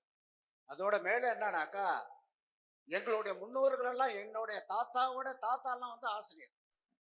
ஆனால் இப்போ வந்திருக்கிற ஒரு பரப்புரை என்ன இருக்குனாக்கா, நாங்கள் தான் திராவிட கட்சிகள் தான் உங்களுக்கு வந்து கல்வியை கொடுத்தோன்னு சொல்லிக்கிட்டு இருக்காங்க. எங்கள் முன்னோர்கள் கன்னியாகுமரியிலும் இருக்காங்க. அங்கே உள்ள என்ன சொல்லுவாங்க, நாங்கள் கிறிஸ்தவ லுத்ரன் சபையில் உள்ளவங்க, எங்களுக்கு வந்து மிஷினரி வந்து பாதிரிமார்களோட மனைவிமார்கள் வந்து எங்களுக்கு ஜாக்கெட் தைச்சு கொடுத்தாங்கன்னு சொல்லுவாங்க. ஆனால் நாங்கள் வந்து லுத்ரன் திருச்சபையை பொறுத்த வரைக்கும் எந்த திராவிடத்தையும் நாங்கள் ஏற்றுக்கொள்ளவில்லை. நாங்கள் எதுக்காக சொல்கிறோம்னாக்கா, நாங்கள் எங்களுக்கு வந்து கிறிஸ்தவர்கள் வந்து நாங்கள் இயேசுநாதரை நாங்கள் நம்புகிறோம், அவரை நாங்கள் தொழுகிறோம். அவர் எங்களுக்கு என்ன சொல்லி தனி மனித ஒழுக்கத்தையும் திருச்சபையிலேருந்து ஒரு கட்டுப்பாடுகள்லாம் இருக்குது. மார்ட்டின் லூதர் என்னன்னா விதிகள் தொடங்கி வச்ச ஒரு ஆணியில் அடித்து ரோமில் அறிவித்தாரோ அதை தான் நாங்கள் வந்து கடைபிடித்து கொண்டு இருக்கிறோம். எங்கள் திருச்சபையில் எந்த சபை குருமகரும் பெரியாரை குறித்தோ கருணாநிதியை குறித்தோ பேசினார்கள்னாக்கா சபை மக்கள் எதிர்ப்பு தெரிவிப்பார்கள். எதற்காக சொல்லுகிறேன் என்றால், இவர்கள் மிஷினரிகளால் கிறிஸ்தவ பள்ளிகள் படிக்கப்பட்டு இன்னைக்கு தமிழகம் மட்டும் பார்த்தீங்கன்னா எங்களுடைய உறவினர்களே ஒரு 2000 பேருக்கு மேலே வந்து அரசு ஊழியர்கள் ஆசிரியராக இருப்பாங்க. எனக்கு இன்னும் சொல்ல வேண்டும் என்றால், எங்களுடைய குடும்பத்தில் வந்து முன்னோர்கள் வந்து 18 பேர் வந்து டாக்டராக இருந்திருக்காங்க. எப்போ சுதந்திரம் அடையிறதுக்கு காலகட்டத்திலேயே எங்களுக்கு கல்வி கொடுத்தது கிறிஸ்தவ மதம் தான் என்றதை தெரிவித்துக் கொள்கின்றோம். மேலும் உங்களுடைய வந்து ஒரு கோரிக்கை என்னன்னாக்கா, மண் சார்ந்து நடத்தக்கூடிய ஒரே அரசியல் கட்சி நாம் தமிழர் கட்சி மட்டும்தான். நன்றி நன்றி. இன்னைக்கு பார்த்தீங்கன்னாக்கா ஜியாலஜி வந்து பிஎஸ்சிக்கு மேலே தான் இருக்குது. மண்ணியல் பள்ளிகளில் வந்து கிடையாது. அது பிஎட் பயிற்சியும் கிடையாது. அதனால இன்னைக்கு இளைஞர்களுக்கு மண்ணியலை குறித்து பாடத்திட்டமே இல்லாமல் இந்த திராவிட கட்சிகள் முடக்கி வைத்திருக்கிறார்கள். நீங்கள் ஆட்சிக்கு வந்தால் மண்ணியல் பிஎட் வந்து தொடங்குங்களார் என்று கேட்டுக்கொள்கிறேன். நீங்க இந்த திராவிட இயக்கங்களுக்கு திமுகவுக்கு ஆதரவு கொடுக்கறது இல்லை. நீங்க அந்த நிலைப்பாட்டில் உறுதியா இருங்க, தொடருங்க. உங்களுக்கு என்னுடைய வாழ்த்துக்கள். அதுக்கப்புறம் டெட்டுக்கு நாம ஒரு டெட்டை போடுவோம். அது ஒரு சொல்லப்படாதீங்க. நீங்க வந்தா மண்ணியல் பாடம் ஒரு பெருசு இல்லை. அது அதிகாரத்துக்கு வருக்கு முன்னாடியே மண்ணியலை பற்றி பாடம் எடுத்துக்கிட்டே இருக்கோம் பாருங்க. வரும்போது அதை பாடமாக கொண்டு வந்து உண்மையிலேயே அதை செயல்படுத்துவோம். நம்பிக்கையோட இருங்க, நீங்க பாப்பீங்க. அண்ணே வணக்கம். உங்களை 99 கருமாத்தூரில் பார்த்ததுலேருந்து நீங்கள் பேசுனதுலேருந்து அதில் நடந்த மாற்றங்கள்லேருந்து எல்லாத்தையும் கவனிச்சுக்கிட்டு வர்ற ஒரு ஆள் நான். இந்த மாற்றம் என்பது மாறாத தத்துவம் அப்படிங்கிறதையும் உணர முடியுது. ஆனால் என்ன அப்படின்னா, இன்னைக்கு ஊழல் நிறைந்த ஒரு நிறுவனம் பயப்படுத்தப்பட்ட ஒரு சூழ்நிலையில் இன்னைக்கு இந்த ஆட்சி அட்லீஸ்ட்டு ஒரு 10,000 30,000 50,000 கொடுத்தா அவங்க எல்லாம் நல்லா கவனிச்சா போதும், ஓரளவுக்கு நடந்துரும். நாம் தமிழர் ஆட்சி வந்தால் அது மாதிரி நடக்கிறதுக்கு வாய்ப்பு இல்லை அப்படிங்கிற ஒரு சூழ்நிலையை உருவாக்கி வச்சிருக்கிறாங்க. திரும்ப திரும்ப எப்படி நம்ம திமுகவுக்கு ஓட்டு போட்டால் தான் சிறுபான்மை மக்களை எல்லாம் காப்பாற்றுவாங்கன்னு பிரெயின் வாஷ் பண்ணி வச்சிருக்காங்களோ, அதுபோல் இந்த ஊழல் நிறைந்த நிறுவனங்கள். அப்போ இந்த நிறுவனங்கள்லாம் பாதுகாக்கப்படணும்னா இப்போ இருக்கிற ஆட்சியை நம்ம எப்படியாவது காப்பாற்றியே ஆகணும். ஏன்னா நம்மளுமே ஊழல் வளைஞ்சு போயிருக்கிறதுனால அதை காப்பாற்றி ஆகணுங்கிற ஒரு சூழ்நிலை இருக்கு. இப்போ நாம் தமிழர் ஆட்சியில் இப்படிப்பட்ட ஃபஸ்ட்டு நிறுவனங்களை, கிறிஸ்தவ நிறுவனங்கள் காப்பாற்றப்படுமா அப்படிங்கிற அந்த ஒரு சூழ்நிலை இருக்குது. இதை சொல்லி சொல்லி தான் இதை நம்பாதீங்க, நீங்கள் ஏற்கனவே இருக்கிற சிஸ்டத்தை அப்படியே ஃபாலோ பண்ணாதான் நல்லது அப்படின்ட்டு சொல்கிறாங்க. அதனால நீங்கள் என்ன அதுக்கு ஒரு விடை தரீங்க? நான் அருள் திரு அடிகளாருக்கு நான் ஒன்று சொல்ல விரும்புகிறேன். நீங்கள் மாட்டுக்கு, மரத்துக்கு, மண்ணுக்கு, செடி கொடிகளுக்கு நிற்கிற நம்ம இந்த பிள்ளைகள் கிறிஸ்தவத்துக்கு நிற்பாங்களா, இஸ்லாத்துக்கு நிற்பாங்களா அப்படி இல்லை. மதத்தையும் கடந்து மானுடத்தை நேசிக்கிற, மானுடத்தையும் தாண்டி உயிர்மை நேயத்தை நேசிக்கிற பிள்ளைகள் நம்ம. நீங்க உறுதியா இருங்க, நம்ம தான் இந்த நாட்டில் எல்லாருக்குமான பாதுகாப்பு பேரர். அதுல இவங்க அந்த அச்சத்தை ஏற்படுத்தினால்தான் அது தனக்கான வாக்கா மாறுதுங்கிறனால திருப்பி திருப்பி திருப்பி அதையே சொல்லிட்டு இருக்காங்க. என்ன பாதுகாப்பு தந்துட்டாங்கன்னு சொல்லுங்க. ஜெப கூடங்களை இடிக்கும் போதோ, பைபிளை தீ வச்சு கொளுத்தும் போதோ அவங்க என்ன பண்ணிட்டு இருந்தாங்கன்னு சொல்லுங்க. அதெல்லாம் அவங்க செய்ய மாட்டாங்க. அந்த நேரத்துல ஒரு பசப்பு இனிப்பு வார்த்தைகளை பேசி அந்த வாக்கை பறிக்கத்தான் அவங்க இது பண்ணுவாங்க. மக்களுக்குள் ஏதோ நம்ம வேற்று கிரகத்தின் வாசிகள் இங்க வேற ஒரு நாட்டுல வாழ்றோம், நமக்கு பாதுகாப்பற்ற ஒரு சூழல் இருக்குங்கிற மாதிரி சொல்லி சொல்லி சொல்லி இவன் தான் வேற இடத்துல இருந்து நம்மளோட நிக்கிறான். ஆனா இவன் என்ன பண்ணுவான், நம்மளை சொந்த மண்ணின் மக்களை அச்சப்படுத்தி ஒரு குற்ற உணர்வை நமக்குள்ள தள்ளி அதையே நம்மளுக்கு ஒரு கோழைத்தனத்தை நமக்குள்ள விதைச்சு வச்சுட்டாங்க. இனி வரும் தலைமுறைகள் நிமிர்ந்து நிற்பார்கள். நான் திரும்ப திரும்ப சொல்றது, இஸ்லாத்தை ஏற்றிருக்கிற எண்ணரும் மக்கள், கிறிஸ்தவத்தை ஏற்றிருக்கிற எண்ணரும் சொந்தங்கள், நாங்கள் சிறுபான்மை, எங்களுக்கு திமுக அதிமுக தான், இந்த திமுக தான் பாதுகாப்புங்கிறவங்க எனக்கு வாக்கு செலுத்த வேண்டாம். நாங்கள் பெரும்பான்மை தேசியனத்தின் மக்கள், தமிழர்கள். நாங்கள் வீரர்கள், வீர மக்கள். எங்களை எவனும் பாதுகாக்க வேண்டியதில்லை, நாங்களே பாதுகாத்துக்கிறோம்னு சொல்ற வீர மக்கள் எங்கூட நின்னா போதும், எனக்கு வாக்கு செலுத்தினா போதும். அது ஒரே ஒரு ஓட்டுனாலும் சுத்தமான வீர தமிழனின் ஓட்டா இருந்தா நான் வாங்கிட்டு போறேன். எல்லாம் எங்களுக்கு திமுக தான் பாதுகாப்பு, நாங்க கோழைகள் நினைக்கிறவன் எனக்கு போற்றாத. ஏன்னா கோழையின் ரத்தம் என் உடம்புல சேராது. எங்களுக்கு அஞ்சுவதும் அடிபணிவதும் தமிழன் பரம்பரைக்கே கிடையாதுங்கிறதா எங்க தலைவர் எங்களுக்கு கற்பித்தது. அதனால நீங்க எவன் துணிஞ்சு நிக்கிறானோ அவனுக்கு தான் இது களம். அதனால அந்த வாக்கை நீங்க மறுபடியும் அந்த குப்பை தொட்டியிலே போட்டுட்டு நீங்க போகலாம், அது ஒரு பிரச்சனை கிடையாது. அண்ணன் சொன்னதோடு ஒரு அருட்தந்தைக்கு ஒரே ஒரு விஷயம் நான் சொல்லிடுறேன். இது திட்டமிட்டு திணிக்கப்படுகின்ற ஒரு செய்தி. குறிப்பாக கிறிஸ்தவ நிறுவனங்கள் நடத்துகின்ற சாமியார் சிஸ்டர்கள், பாஸ்டர்கள் அல்லது சபை தலைவர்கள் இதற்கு ரொம்ப பயப்படுதாங்க. ஏன்னா அதை தொட்டுட்டாங்க அப்படின்னு சொன்னா அவங்களுக்கு பொழப்பு இல்லாம போயிடும். அப்படிங்கிற பயத்துல அவங்க என்ன பண்றாங்கன்னா, அதிமுக வந்தா கூட பரவாயில்ல அப்படிங்கிற நிலைமையில அவங்க உட்கார்ந்துருக்குறாங்க. ஏன்னா அதுக்குள்ள அவங்களுக்கு பல ஊழல், பல விஷயங்கள் அவங்களுக்கு ஓடிக்கிட்டு இருக்குது. ஆனா நாம் தமிழர் வந்தா இதுக்கு ஆப்பு வச்சிருவாங்களே அப்படிங்கிற பயம் அவர்களுக்கு இருக்கிறது. அதுக்காகத்தான் அவங்க அமைப்புல உள்ள தலைவர்கள், நிறுவனங்களை நடத்துகிற தலைவர்கள் நமக்கு திமுக தான் பாதுகாப்புன்னு திரும்ப திரும்ப சொல்றாங்க. திமுக பாதுகாப்புன்னு திரும்ப திரும்ப சொல்றாங்கன்னா அவன் திருடன் தான் இருப்பான்னு அர்த்தம். அடுத்த கேள்வி. அண்ணே வணக்கம்ண்ணே. என்னுடைய பேர் ஞானசெல்வம். நான் ஒரு தமிழ் கிறிஸ்தவன். நான் வந்து ஒரு தம்பியாக கேட்குறேன். நான் வந்து கிறிஸ்தவர்கள் மத்தியில் நான் வந்துட்டு நாம் தமிழர் கட்சியை எடுத்துகிட்டு போனேன் அப்படின்னா, உங்களுடைய கடந்த கால வீடியோஸ்களை தான் போட்டு காட்டுறாங்க.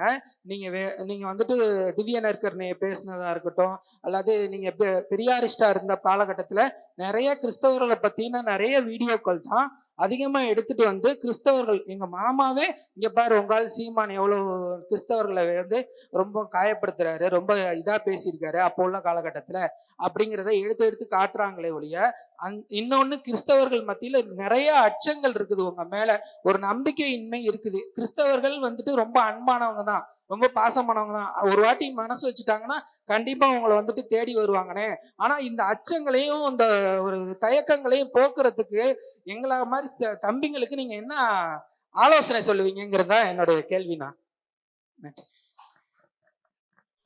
அச்சப்படாத தைரியமா இருந்து தான் சொல்ல முடியும். அண்ணன் என்ன வேற சொல்ல முடியும்? இது வந்து நம்ம தான் சொல்றோமே, கடந்த காலத்துல அது பேசினது இறைமறிப்பை ஏற்று இருந்த போது, திராவிட இயக்கங்கள்ல பேசினது அது இதை மட்டும் இல்லை, கிருஷ்ண பரமாத்மாவை பேசிட்டாரு, ராமரை பேசிட்டாருன்னு இந்து கடவுளுக்கு அனுப்புறது, கிருஷ்ணரை பேசிட்டாருன்னு குறிப்பா நம்மள இருக்கிற கோனார் நம்ம சொந்தங்களுக்கு அனுப்புறது. அது யார் செஞ்சதுன்னா நீங்க சொல்ற சோக்கால்டு முற்போக்கு. நான் பேசுனது கேசட் யார்கிட்ட இருந்தது, அந்த பேச்சு யார்கிட்ட இருந்தது, யார் பேச வச்சானோ அவன்கிட்ட இருந்தது. அவன் அரசியலுக்கு வரும்போது என்னை எதிர்கொள்ள முடியாதுன்னு அவனை, இதை கிறிஸ்தவத்தை பாருங்க உங்களை அப்படி திட்டாருன்னு நீங்க இதையே நம்பிட்டு இருந்தீங்கன்னா, நான் கேட்ட கேள்வி, நீங்க கருணாநிதி பரிசுத்தாவியால் இட்லி வேகாதுன்னு சொன்னாரு, அவரை நம்பி எப்படி ஓட்டு போட்டீங்க நீங்க திருப்பி கேட்கணும். 2010 நாம் தமிழர் கட்சி ஆரம்பிச்ச பிறகு எங்க அண்ணன் சொல்றதை கேட்டு, அது நான் வழி நடந்த பாதை, இது நான் வழி நடத்தும் பாதை. இதுல அந்த பாதையில நீங்க அன்னைக்கு அப்படி பேசுனீங்க, அன்னைக்கு பேசினேன், இன்னைக்கு பேசுறேன். அதுக்கு பேரு தான் பகுத்தறிவுங்கிறது, வளர்ச்சிங்கிறது. நான் ஒன்னாப்புல படிச்சேன்ல, அதே பாடத்தையே இப்பவும் படிச்சுட்டு இருந்தேன்னா நான் அறிவு வளர்ச்சின்னு நினைப்பியா இல்ல எப்படி நினைப்பேன்? எனக்கு பாடம் நடத்துற ஆசிரியர் இருக்காருல்ல, அவரு என்னோட இப்ப தர்க்கம் பண்ணி என்னோட பேசி ஜெயிக்க முடியும்னு நினைக்கிறியா? எந்த பயிற்சியாளன் தம்பி பதக்கம் வாங்கியிருக்கான்? பயிற்சி எடுத்தவன் தான் பதக்கம் வாங்கியிருக்கான். உங்களுக்கு புரியுதா? பயிற்சி கொடுத்தவன் இருக்கான். அது மாதிரி அன்னைக்கு நான் பேசினதை இன்னைக்கு பேசிட்டு வேண்டியது இல்லை. இப்ப என்ன பேசுறேன், இன்னைக்கு என்ன அரசியலை அக்கறையோடு இந்த மகன் எடுத்து வைக்கிறான்னு தான் நீ பார்க்கணும். இதுல கிறிஸ்தவத்துக்கு தனியா, இஸ்லாத்துக்கு தனியா, இந்துக்கு தனியா அப்படி எடுத்து வைக்க முடியாது. இதுல கன்னடருக்கு தனியா, தெலுங்குக்கு தனியா, மலையாளிக்கு தனியா எடுத்து வைக்க முடியாது. மொத்தமாவே நாட்டுக்கும் மக்களுக்கும் எது சரி, மொத்த மக்களுக்கும் எது சரியான அரசியல், எது சரியான ஆட்சி முறை, அதை தான் செய்ய முடியும். அந்த அரசியலை எடுத்து வைக்கிறோமா இல்லையான்னு தான் நீங்க பார்க்கணும். அதை சொல்லு. அதுக்கு மேல சொல்றவங்களுக்கு அண்ணன் உனக்கு சொல்லுவேன், அறியாமையில் இருக்கிற மக்களுக்கு நீ கற்பிக்கலாம், பொறாமையில் இருக்கிறவனுக்கு ஒன்றையும் நீ போதிக்க முடியாது. அவர்கிட்ட சொல்லு, நீ இறைமகன் இயேசுவே வந்து சொன்னாலும் அவர் மாற மாட்டார், அவர் திமுகவுக்கு தான் போடுவார். அதனால சரி விட்டுருங்கன்ட்டு போயிரு. நீ உனக்கும் கீழே போ, அருவி மாதிரி கீழே பாய், உனக்கும் கீழே போ. ஐயா அப்துல் கலாம் அமைச்சர்களை கூட்டி பேசினாரா? எம்எல்ஏ எம்பிகளை கூட்டி பேசினாரா?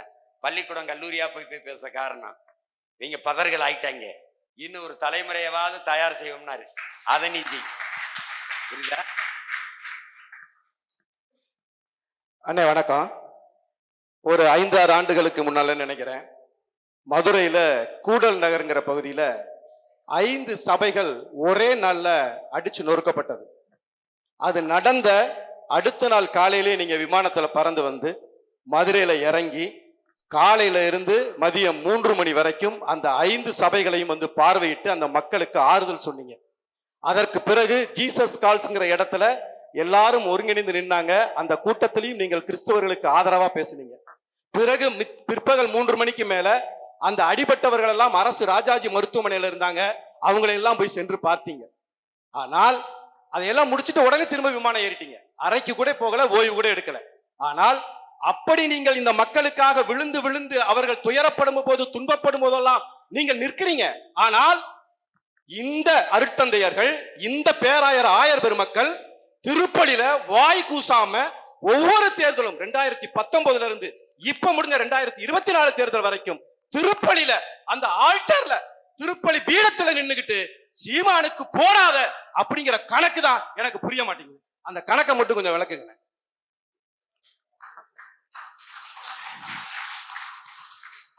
அந்த கணக்கு புரிஞ்சிருந்தா நான் இங்க வந்து நிக்கிறேன். உனக்கு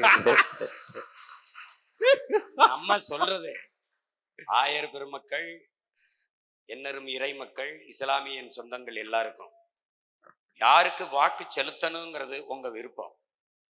எது நல்லது என்பதை தேர்வு செய்வது உங்க விருப்பம். நான் எப்படிப்பட்ட தலைவனின் பேரன்னா, வாக்கு கேட்கும்போது நிறைய செய்திகளை பேசிட்டு எனக்கு எங்க கட்சிக்காரனுக்கு ஓட்டு போடுங்கன்னு சொல்லல. சொல்றத சொல்லிட்டேன், நல்ல மனுஷனை பார்த்து போடுங்கன்னு போன காமராஜருடைய பேரை நான். உங்களுக்கு புரியுது நினைக்கிறேன். நீங்க எது நல்லதோ அதை போடுங்க. ஆனால் திமுகவுக்கு போடு, காங்கிரஸுக்கு போடுன்னு சொல்ல உரிமை உங்களுக்கு இருக்கு. சீமானுக்கு போடாதைன்னு சொல்ற உரிமை உங்களுக்கு இல்லை.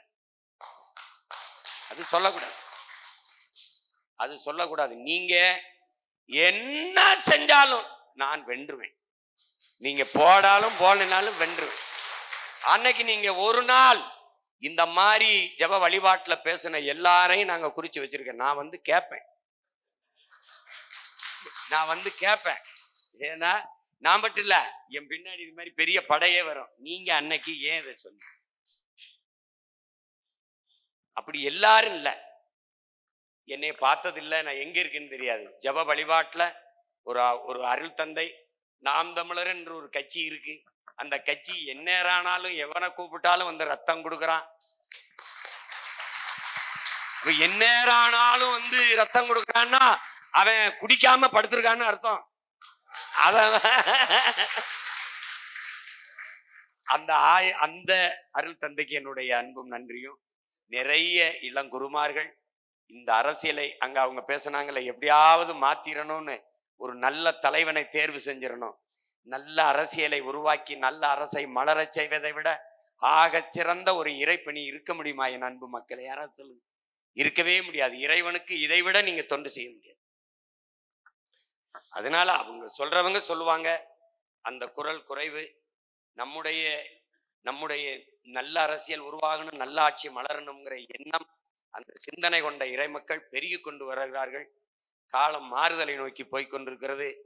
26 நம்ம கையில தான் ஆட்டம் இருக்க போது. தைரியமா இருக்கு. அண்ணே, மீண்டும் அந்த மாதிரி திருப்பலியில வந்து இது போல பேசுனாங்கன்னா நான் பிரபாகரனின் தளபதியா இருக்கவா, சீமானின் தம்பியா இருக்கவா? நீங்க அந்த மாதிரி ஜெப பள்ளி வாழ்ந்துல இறைமகன் இயேசுவினுடைய மகனா இருந்து கேளுங்க. ஆயர் அவர்களே, நீங்க அருள் தந்தை அவர்களே, நீங்க ஏன் அநீதிக்கு துணை போகிறீங்க, தீமைக்கு இருங்க. திமுகவுக்கு வாக்கு செலுத்துறோம், சரி. அந்த ஆட்சியில் நடந்த தீமைகளுக்கு நீங்க பொறுப்பேற்பீர்களா? கள்ளச்சாராய சாவுக்கு நீங்க தான் காரணம்னு ஏற்பீர்களா? இல்ல 6 வயசு குழந்தையை வன்புணர்வு செய்து கொலை செய்ததுக்கு நீங்க பொறுப்பேற்பீர்களா?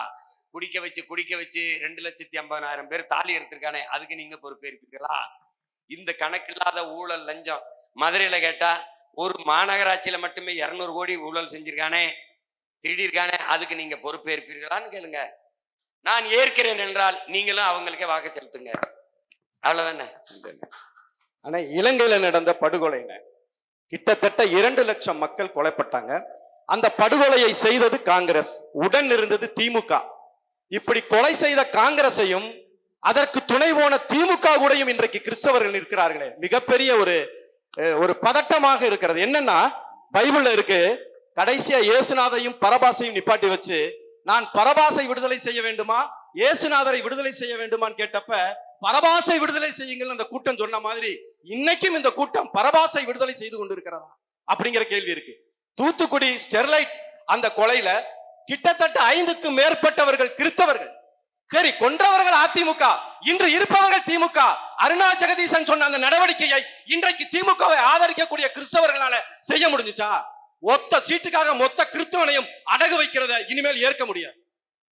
இல்ல, இதற்கு பதிலை என் அரும் அருள் தந்தை ஐயா மைப்பா ஜேசராஸ் அவர்கள் தொடக்கத்திலே சொல்லிட்டார்கள், கிறித்தவர்கள் தங்களை தமிழர்கள் என்று உணரவே இல்லை அப்படின்னு சொல்லிட்டாங்க. நீங்க லட்சக்கணக்கா செத்த மக்கள் கொன்னவனுக்கே ஓட்டு போடுறான்னு நம்மால்னா அவன் தமிழன்னு தன்னை உணரல. அவன் கிறித்தவங்கிறது வேற ஒரு இனம்னு கருதி கொண்டிருக்கான். இஸ்லாத்திலே அந்த சிக்கல் இருக்கு. உணர்ந்த ஒருவன் வந்தான், ஆயிரக்கணக்கா மேடையில பேசினான், என்னரும் இஸ்லாமிய மக்களேன்னு ஒரு இடத்துல கூட பேசல, என்னரும் தமிழ் மக்களேன்னு தான் பேசினான் நம்ம அண்ணன் பழனிபாபா அவர்கள். அது மாதிரி உணர்ந்தவர்கள் வருவார்கள். இந்த அரங்கில் ஒரு 50 பேர், ஒரு கூட்டத்தில் 150 பேர் இருப்பீங்கன்னு வச்சுக்கிறீங்க. இந்த 150 கிறித்தவ இறை மக்கள், 150 கிறித்தவர்கள் தங்களை தமிழர்கள் என்று உணர்ந்து ஒரு தமிழ் மகனிடத்துல கேள்வி எழுப்ப வந்திருக்கீங்கன்னா இது மாறுதல், இது மாறுதல்.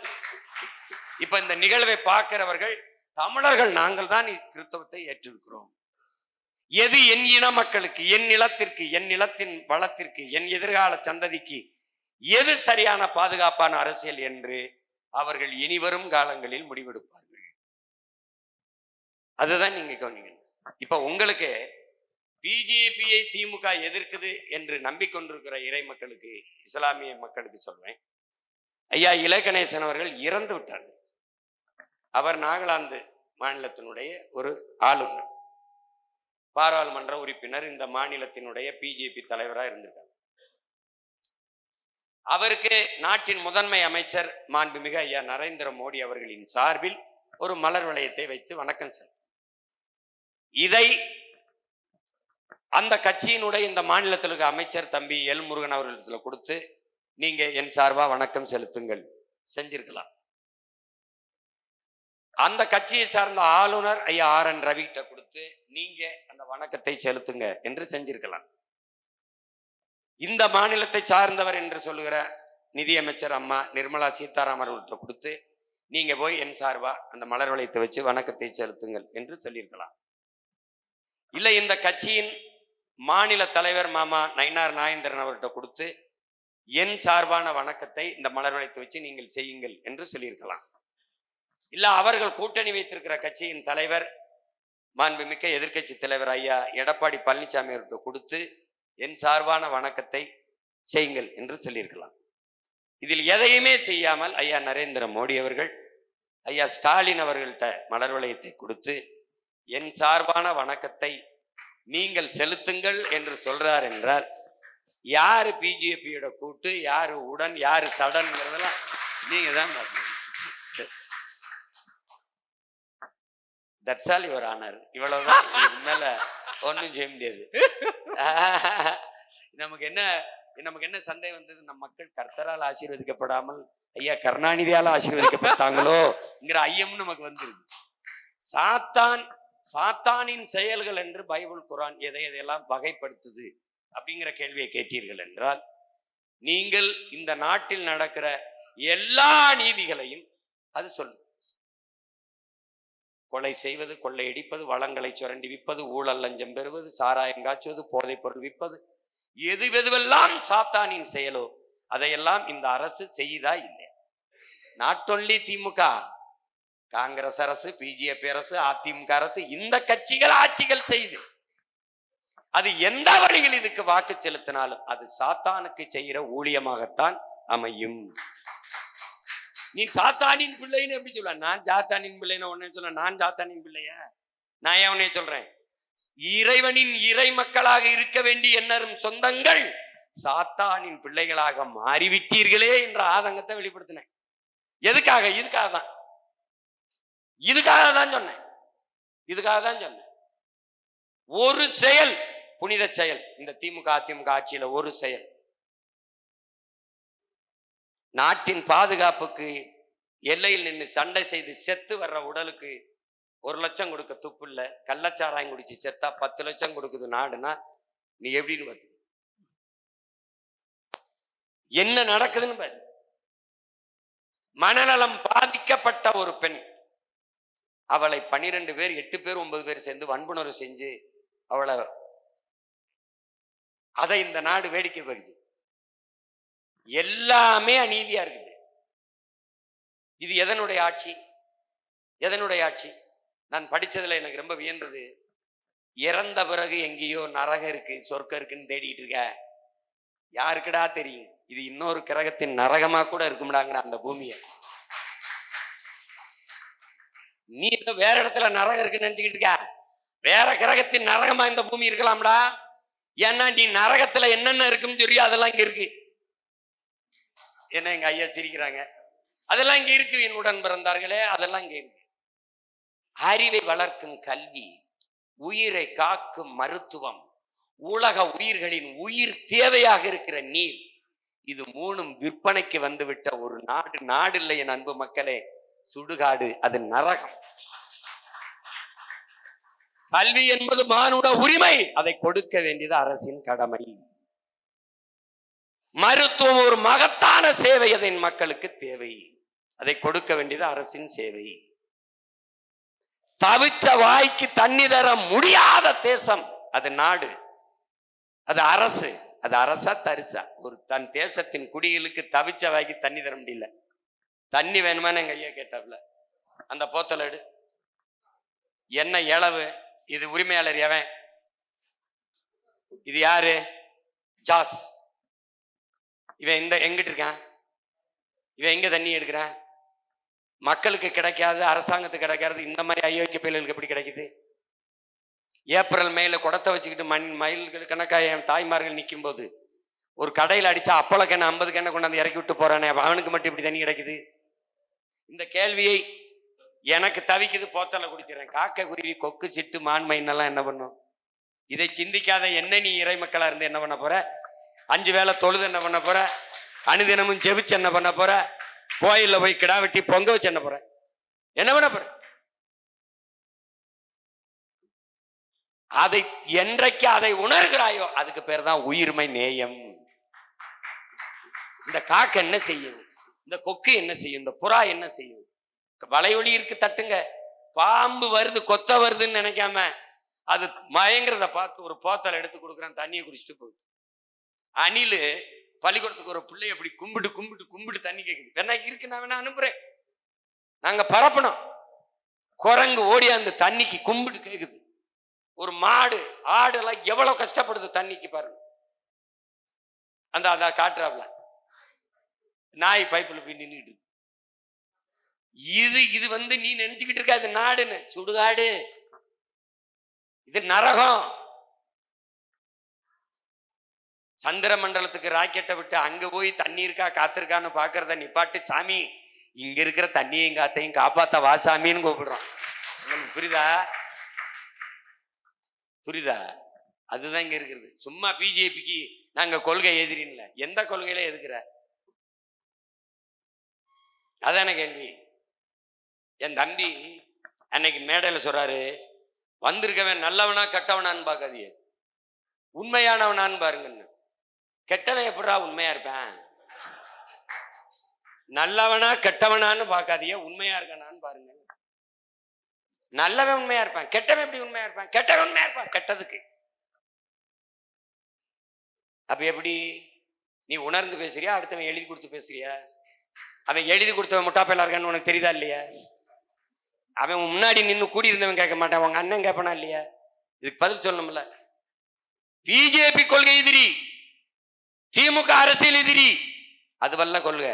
உன் கொள்கை என்னன்னு சொல்லு, பிஜேபிக்கு எதிராக இருக்கல நான் பாக்குறேன். அதான முக்கியம். அரசியலுக்கும் கொள்கைக்கு என்ன வேறுபாடு இருக்குப்பா சொல்லுப்பா? கொள்கை எதிரி, அப்ப கொள்கை வேற அரசியல் வேறைய? யாரா உனக்கு சொல்லி கொடுக்குறா யோக்கியப்ப? யாரா அதெல்லாம்? எவன்டாவன்? நான் பல தடவை சொல்லிட்டேன், டே கொள்கையை மாத்து, இல்லை எழுதி கொடுக்குற ஆளப்பையில ஆளை மாத்து, அடுத்தவன் பேச்சு கேட்காத, ஒரு தடவை அண்ணன் பேச்சு கேளுன்னு பல தடவை சொல்லிட்டேன். அவனுக்கு ஏதாவது அறிவு தான் சொல்லி கொடுப்பான. கொள்கை என்ன, அரசியல் என்ன? சரி, கொள்கை எதிரி, அப்ப பிஜேபியின் அரசியல் செயல்பாடு ஏத்துக்கிறிய? திமுக அரசியல் எதிரி, அவன் கொள்கை நிலைப்பாட்டை ஏற்கிறிய? கொள்கை தானே அரசியலா இது? என்னது ஏன் கொள்கை இது? நான் சொல்றேன், நான் வந்தேன்னா இதை செய்வேன். என்னுடைய பொருளாதார கொள்கை தற்சார்பு, பசுமை, தாய்மை, பொருளாதாரம். என்னுடைய கல்வி கொள்கை தனித்திறன் ஆற்றலுக்கு முன்னுரிமை. ஒவ்வொன்றையும் நாங்க சொல்றோம், இப்படி செய்யறோம், இதுல இருந்து நான் மாறுபடுறேன். அதுதானே சும்மா பிஜேபிக்கு எதிரி. பிஜேபி ஏன் எதிரி? ஏன் எதிரி? ஏன் அவன் மானுட குலத்தின் பகைவன்? ஏன் இவன் ஏன் குடிசையில் இருக்கான்? இவன் பசியோடு இருக்கான்? இவன் தீண்டத்தகாதவனா இருக்கான்? இவன் ஏன் தாழ்த்தப்பட்டவனா இருக்கான் என்றால் அவன் வாங்கி வந்த வரம், அவன் கர்மா, அவன் விதி என்று சொல்லும். அதனால சொல்ற நீ மனித குலத்தின் எதிரின்னு. கொரோனா நேரத்திலே என் உடன் பிறந்தார்களே, கொரோனா நேரத்திலே மக்கள் இடம்பெற முடியவில்லை. பல 100 மைல்கள் நடந்து நடந்து பல 300 கிலோமீட்டர் நடந்து வந்தார்கள். வரும்போதே பிரசவித்தவர்கள், இறந்த பிள்ளைகளில் தோளில் தூக்கி கொண்டு வந்தவர்கள் எல்லாம் இருக்கிறார்கள். இன்னும் காணொலியில் இருக்கு, நீங்க பார்க்கலாம். அப்பா அம்மா நிர்மலா சீதாராமன் அவர்கிட்ட, நிதியமைச்சர்கிட்ட கேட்கும்போது, அவர்கள் ஊடகவியலாளர் கேட்கும்போது, மக்களை இப்படி துயரப்பட விட்டுட்டீங்களே, நீண்ட தூரம் இப்படி இடம்பெற முடியாத போக்குவரத்து வசதி இல்லாம நடக்க விட்டுட்டீங்களேன்னு கேட்டதுக்கு அவங்க சொன்ன பதில், இப்ப சீமான்ட கேட்கிறாங்க. நான் சொல்றேன், உண்மையிலேயே வலி மிகுந்திருக்கு, மிகுந்த வேதனை இருக்கிறது. அந்த மக்கள் கால் வலிக்க நடந்து போற அந்த வலியை நாங்களும் உணர்கிறோம். அவர்கள் கூடவே நடந்து செல்கிறோம். அந்த துயரத்தில் நாங்களும் பங்கேற்கிறோம். இது தவிர்க்க முடியாத ஒரு பேரிடர். இதிலிருந்து நம் நாட்டு மக்கள் மீண்டு வருவோம். நம்பிக்கையோடு பயணியுங்கள். இது எதிர்பாராத ஒரு பேரிடராகிவிட்டது. உங்களுடைய துயரத்தை நாங்கள் பகிர்ந்து கொண்டு பங்கேற்கிறோம். முழுக்க முழுக்க எங்கள் அரசு உங்களோடு நிற்கிறது, உங்களுக்கு பாதுகாப்பா நிற்கிறது என்று பேசுவது எப்படி இருக்கும்? இது யார் பேசியிருப்பா? நாம. அவங்க என்ன பேசுறாங்க? அவ்வளவு அக்கறை இருந்தா நீங்க கூட போய் அவங்க லக்கேஜை வாங்கிட்டு கூடவே நடங்களேன். இந்த சிந்தனை மனித குலத்திற்கு எதிரான சிந்தனை.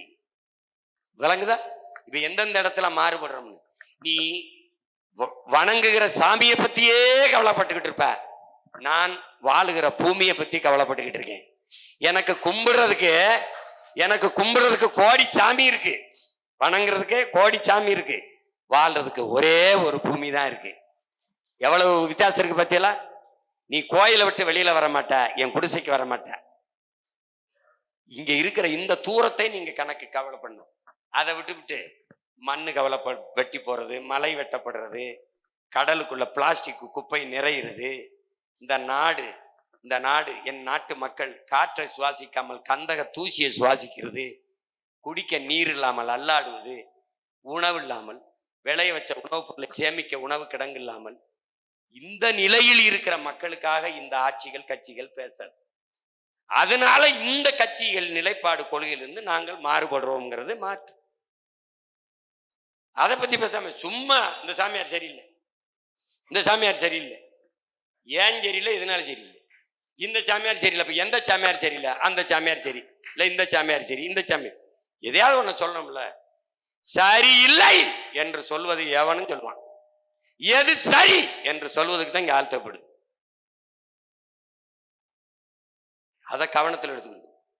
இனிமேலாவது எண்ணறு மக்கள் எளிதானதை செய்யாமல் சரியானதை செய்ய பழகுங்கள். ஜெயிக்கிற பக்கம் நிற்க வேண்டும் என்று எண்ணாதீர்கள், நீங்கள் நிற்கிற பக்கத்தை ஜெயிக்க வையுங்கள். சரியானது வென்றே தீரும் என்கிறான் சேகுவேரா. நாம் சரியானவர்கள், சரியானதை செய்கிறோம், வென்றே தீரும். வணக்கம், நான் கமுதியிலிருந்து வரேன். நான் என்னுடைய மாமாவும் கமுதியிலேருந்து வர்றோம். என்னுடைய கேள்வி என்னென்னா, நான் 12 வருஷமாக வடகிழக்கு மாநிலங்களில் ரொம்ப அனுபவித்தேன் இன்னர் லைன் பெர்மிட் பற்றி. உள்ளே நுழைய முடியலை, வெளியில் வர முடியலை. அது இருந்தால் தான் வர முடியும். அந்த மாதிரி கஷ்டத்தில் வடவர்கள் நான் ஏற்கனவே வடநாட்டு பெண்ணை தான் கல்யாணம் முடிச்சிருக்கேன் டெல்லியில். வடநாட்டுக்காரங்க இங்கே ஈஸியாக வந்துட்டு போயிடுறாங்க, நம்ம அங்கே போகிறதுக்கு ரொம்ப கஷ்டமாக இருக்குது. அப்போ நம்ம நாட்டில் ஒவ்வொரு தடவையும் ட்ரெயினில் பார்க்கும்போது அவ்வளோ வடவர்கள் வர்றாங்க, ரொம்ப பயமாக இருக்குது. கொலை, கற்பழிப்பு எல்லாமே நடந்துக்கிட்டு இருக்கு. நீங்கள் நான் எப்படி வடகிழக்கு மாநிலங்களுக்கு போகும்போது இன்னர் லைன் பெர்மிட் போட்டாங்களோ அதே மாதிரி நீங்கள் கூடிய சீக்கிரம் இன்னர் லைன் பெர்மிட் அமல்படுத்தி சட்டப்படுத்தி கூடிய சீக்கிரம் பண்ணுவீங்களா? இல்லை, இந்த நிலத்தில் உள்நுழைவு அனுமதி, அந்த இன்னர் லைன் பெர்மிட்டை பற்றி வலியுறுத்தி பேசி கொண்டிருக்கிற ஒரே இயக்கம், ஒரே ஆளு நான் தான். நீங்க வடகிழக்கு மாநிலத்தில் வாழ்ந்துங்கிறீங்க, நான் போய் வரேன்ல, நான் எடுத்துக்கிட்டு தான் போனோம். அது மாதிரி இன்னர் லைன் பெர்மிட்டு, உள்நுழைவு அனுமதியை கொடுன்னு சொல்லி தொடர்ச்சியாக போராடிக்கிட்டு இருக்கேன், வலியுறுத்திக்கிட்டு இருக்கேன். இப்போ அதை மெதுவாக இப்போ அதுக்கு வருது அரசு நம்ம அழுத்தத்தால். உறுதியாக நாம் வரும்போது உள்நுழைவு அனுமதியை எடுக்க சொல்லுவோம். அவர்கள் உள்நுழைய வேண்டிய அவசியத்தை தடுப்போம். அவங்க வரமாட்டான், நான் வந்துட்டேன்னா அங்கே நின்றுவான், இருக்கிறவனும் கிளம்பிடுவான். உங்களுக்கு புரியுதா? கிறிஸ்தவ மதம் மாற்றிருக்கணும் அப்படின்னா, வெள்ளைக்காரன் இந்த நாட்டை ஆண்ட காலத்துல அவன் அவ்வளவு இராணுவ வலிமை வச்சு அவ்வளவு அடக்குமுறை ஒடுக்குமுறை வச்சிருந்தவன் மொத்த பேரையுமே கிறிஸ்தவரா மாத்திருக்கலாம். ஆமா, பாபர் நினைச்சிருந்தா அவர் எல்லா பேரையுமே கிறிஸ்தவ இஸ்லாமியனா மாத்திருக்கலாம். அது செய்யல. நீங்க இங்க இருக்கிற மக்களுக்கு, இப்ப அரசியல் செய்யறவர்களுக்கு இது ஒரு கருவியா இருக்கு. அதனால கட்டாய மதம், விருப்ப மதம் அவனவன் விரும்பி ஏற்பான். நான் என்ன இலையில நீ என்ன உணவை வச்சாலும் எதை முதல்ல எடுத்து சாப்பிடுறதுன்னு முடிவு எடுக்கிறது நான் தான். இது நல்லா இருக்கும் சாப்பிடு, இது நல்லா இருக்கும் சாப்பிடு நீ சொல்லக்கூடாது. எனக்கு எது பிடிக்குமோ அதை தான் நான் செய்ய முடியும். எனக்கு கிறிஸ்தவம் விருப்பமா இருக்கு, ஏற்கிறேன். இஸ்லாம் விருப்பமா இருக்கு, ஏற்கிறேன். இந்து மதம், இந்த சமயம் எனக்கு விருப்பமா இருக்கு, அதுல இருக்கேன், தொடர்றேன். எனக்கு நீ ஏன் சிவனை கும்பிடுற, முருகனை கும்பிடாம, நீ ஏன் விநாயகரை கும்பிடுற, நீ வந்து கிருஷ்ணரை கும்பிடாம, இது எனக்கானது. மதம் என்பதும் இறை வழிபாடு என்பதும் உணவு என்பதும் உடை என்பதும் அவரவர் உரிமை. அதை போட்டு குழப்பிக்கிற கூடாது. இந்த கட்டாயம்ங்கிற சொல்லு அது நம்ம ஏற்க முடியாது. நமக்கு தெரிஞ்சு எங்க நடந்ததா இல்லை, அதனால அதை விட்டுருவோம். அது அல்ல இங்கே விவாதம். ஆமா, அதனால அன்புக்குரியவர்களே, இதுகாரும் நீங்கள் எல்லோரும் உங்களுடைய கேள்விகளை முன்வைத்து அண்ணன் சீமானிடம் பேசி இருக்கிறீர்கள். அருள் கூர்ந்து எல்லாருக்கும் ஒண்ணு, கொஞ்சம் எனக்கு பயணத்துக்கு நேரம் ஆகுது. இன்னும் ஒரு சந்திப்புல பேசுவோம், நிறைய மனம் விட்டு பேசுவோம். இதுல ஒவ்வொருத்தருக்குள்ளே வருத்தங்கள் இருக்கும், காயங்கள் இருக்கும். கடந்த காலம்னு பேசி கொண்டிருக்காமல், எதிர்காலத்துல நம் பிள்ளைகளுக்கு எது சரியான அரசியல், எது பாதுகாப்பான அரசியல், எந்த அதிகாரம் இந்த நிலத்தை, வளத்தை, இந்த மண்ணை, மக்களை பாதுகாக்கும் என்பதை புரிந்து கொண்டு, என்னரும் இறை மக்கள், என் இனிய சொந்தங்கள், இஸ்லாத்தை, கிறிஸ்தவத்தை ஏற்றிருக்கிற என் அருமை தமிழ் சொந்தங்கள், இனிவரும் காலங்களில் நீங்கள் ஆழ்ந்து தெளிந்து யோசித்து வாக்கு செலுத்துங்கள். எங்களுக்கு செலுத்துங்கள் என்று நான் எப்பவும் கேட்கல. எது சரியோ அதை செய்யுங்க. அதுதான் உண்மையிலேயே இறை மக்களுக்கு அழகு. அந்த வழியில் செய்யுங்கள். மறுபடியும் சொல்றேன், அநீதிக்கு எதிரான புரட்சி தீயை பற்ற வைக்கவே நான் இந்த பூமிக்கு வந்தேன் என்று சொன்ன இறைமகன் இயேசுவின் வாக்கியத்தை நினைவில் வைத்துக் கொள்ளுங்கள். உன்னுடைய அதிகாரத்தை உன் இனம் சாராதவனிடத்தில் ஒப்படைக்காதே என்று சொன்னதையும் நினைவில் வையுங்கள். அந்த புரட்சி தீயை, அவர் பற்ற வைத்த புரட்சி தீயை அணைய விடாமல் அடை காப்பது நம் ஒவ்வொருடைய கடமை. நன்றி, வணக்கம்.